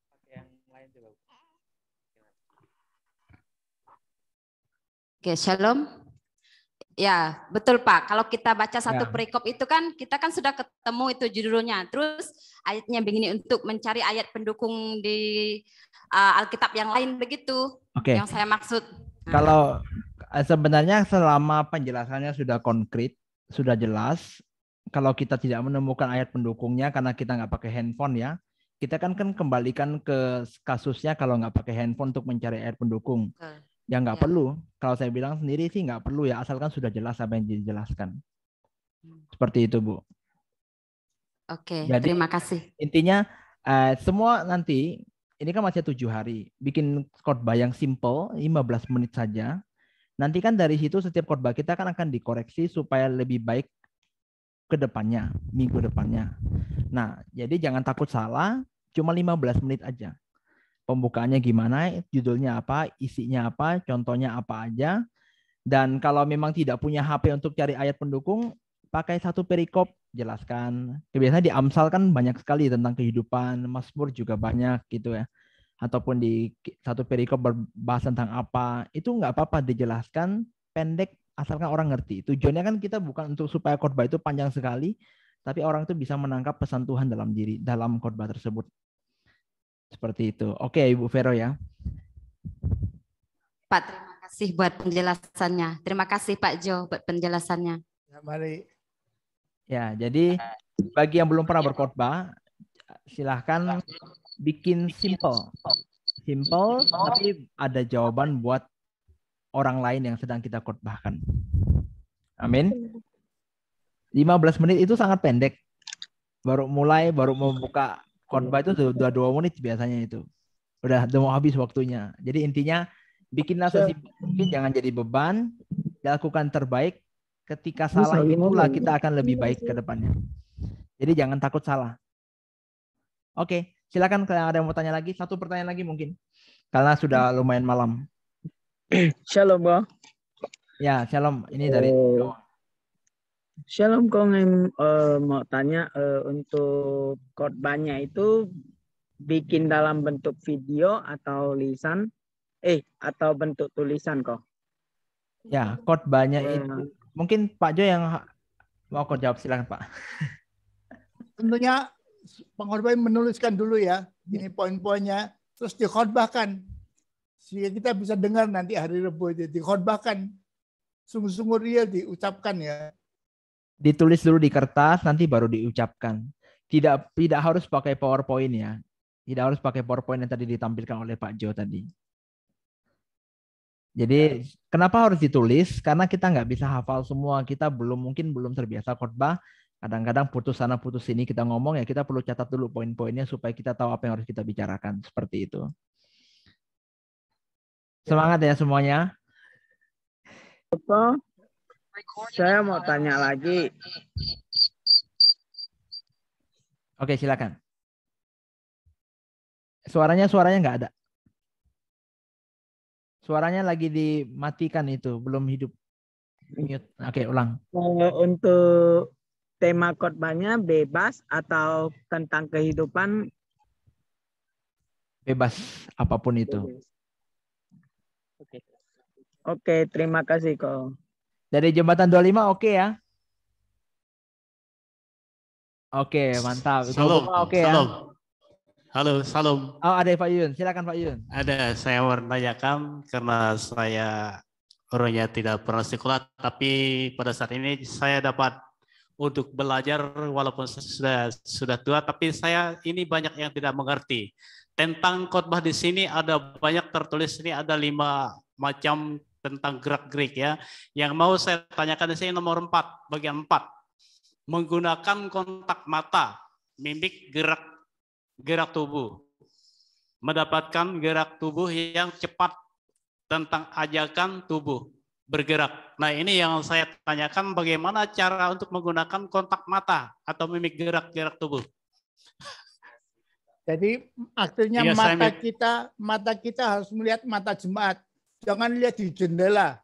Jangan mata kita lihat plafon atau lihat lantai. Jangan. Mata kita harus lihat mata jemaat. Kita lihat satu-satu. Dengan demikian kita dapat feedback juga. Mereka kasih masukan kepada kita. Oh, ini jemaat pada ngantuk ini. Khotbah saya terlalu membosankan kali. Harus galakin atau suara saya terlalu pelan itu. Mereka nggak bisa konsentrasi. Suara saya harus digerakin, dikerasin gitu. Jadi kita dapat feedback juga. Jadi kita lihat mata jemaat ya. Kontak mata itu ya. Oke. Ngerti ya Pak Yuyun ya? Ya, terima kasih atas penjelasannya. Ya, memang kadang-kadang ada yang khotbah itu lihat jendela, lihat atas, tapi nggak lihat jemaat. Kalau kita lihat jemaat tuh mereka lebih antusias biasanya Pak, lebih senang. Ya, saya akan kasih tahu minggu depan mungkin kita ada 4 sampai 5 orang ya yang akan berkhotbah. Jadi disiapkan supaya nanti setelah kelas khotbah selesai kita ada kelas penginjilan seperti itu. Oke. Silakan, mungkin masih ada, kalau tidak ada kita akan tutup. Jangan takut kalau nanti ketika ada kebingungan ketika untuk membuat khotbah, boleh langsung menghubungi PIC setempat. Di Koboma hubungin Pak Agape, Singkawang bisa hubungin Vivi, Jembatan 25 bisa hubungin Pak Aken, atau langsung hubungin saya juga bisa. Ya, supaya kita bisa saling memberitahu apa yang harus kita lakukan. Contoh di Papua, Pak Abdul kan nanti kalau nanti video ini sudah dikasihkan ke rekan Bapak, bisa kalau ada pertanyaan bisa tanya ke Bapak. Seperti itu. Oke? Siap ya? Karena lebih banyak orang yang berkhotbah, lebih banyak juga tuayan jiwa-jiwa ke depannya. Amin. Amen. Ada lagi? Jembatan 25 oke, Singkawang oke. Shalom Ko. Oke, silakan. Shalom Pak Jo. Jadi tadi kan sudah diajarkan dasar-dasar cara khotbah. Saya juga baru belajar khotbah di ibadah youth.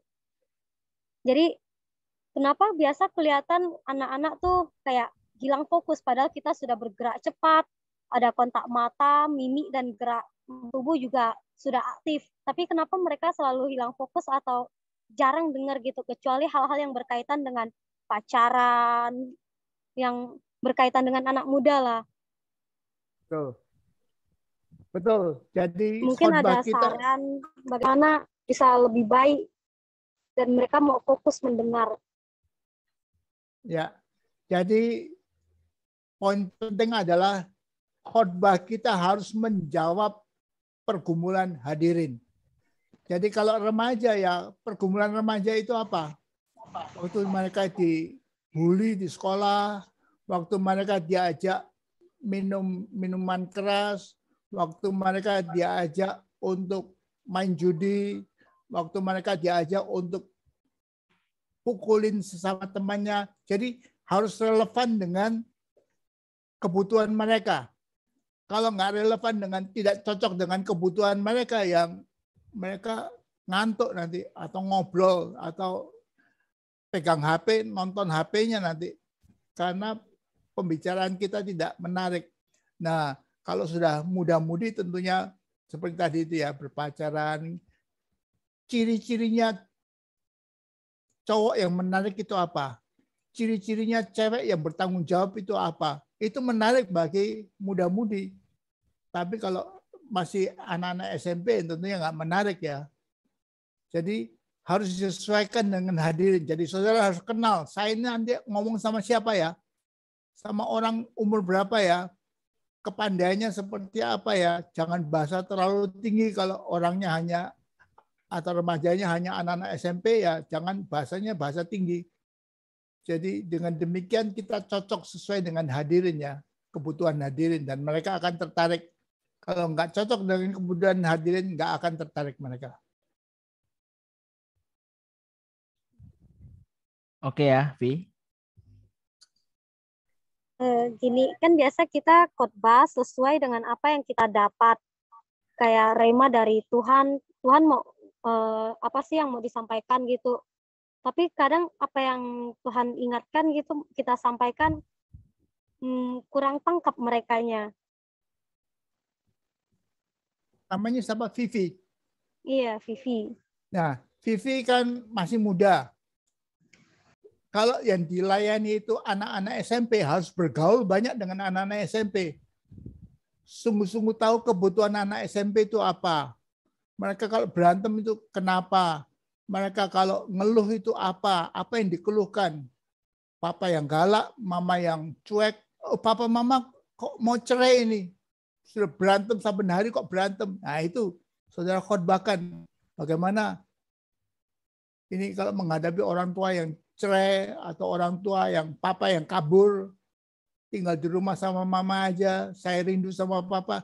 Jadi apa yang relevan bagi hadirin itu yang harus kita cari ya. Jadi Vivi harus sungguh-sungguh menghayati hadirin itu seperti apa. Dan begitu bisa ngomong sama mereka. Jadi jangan ngomong di atas mereka ya. Pas dengan hati mereka ya. Baik, thank you Pak. Ya, mari. Oke, teman-teman, karena ini udah jam 9, kita akan tutup. Kalau ada pertanyaan silakan langsung menghubungi. Semangat untuk belajar berkhotbah. Punyai prinsip hari ini, tetapkan dalam pikiran kita, saya harus bisa berkhotbah. Amin. Jangan hanya berpikir mau khotbah di atas mimbar 100 orang, khotbah untuk 1-2 orang udah berani, udah bersyukur. Amin. Amin. Oke, kita akan tutup dalam doa. Saya minta Pak Yuyun boleh berdoa, doa tutup untuk kita semua, untuk tutup belajar. Ucap syukur buat hari ini. Haleluya. Mari kita bersatu dalam doa. Saya yang memimpin dalam doa. Terima kasih Bapa dalam kerajaan surga atas segala pengajaran-pengajaran yang dari awal tentang khotbah pada malam hari ini yang telah diajarkan oleh Pak Jo, yang sama Pak Erik, kiranya dapat mengertikan kami, semua kami yang tidak tahu jadi tahu bagaimana cara-cara untuk berkhotbah, untuk bisa untuk memahami supaya jemaat dapat paham. Kiranya Engkau berkati Pak Jo, Engkau berkati Pak Erik yang telah memberikan kami pengetahuan dan pengajaran.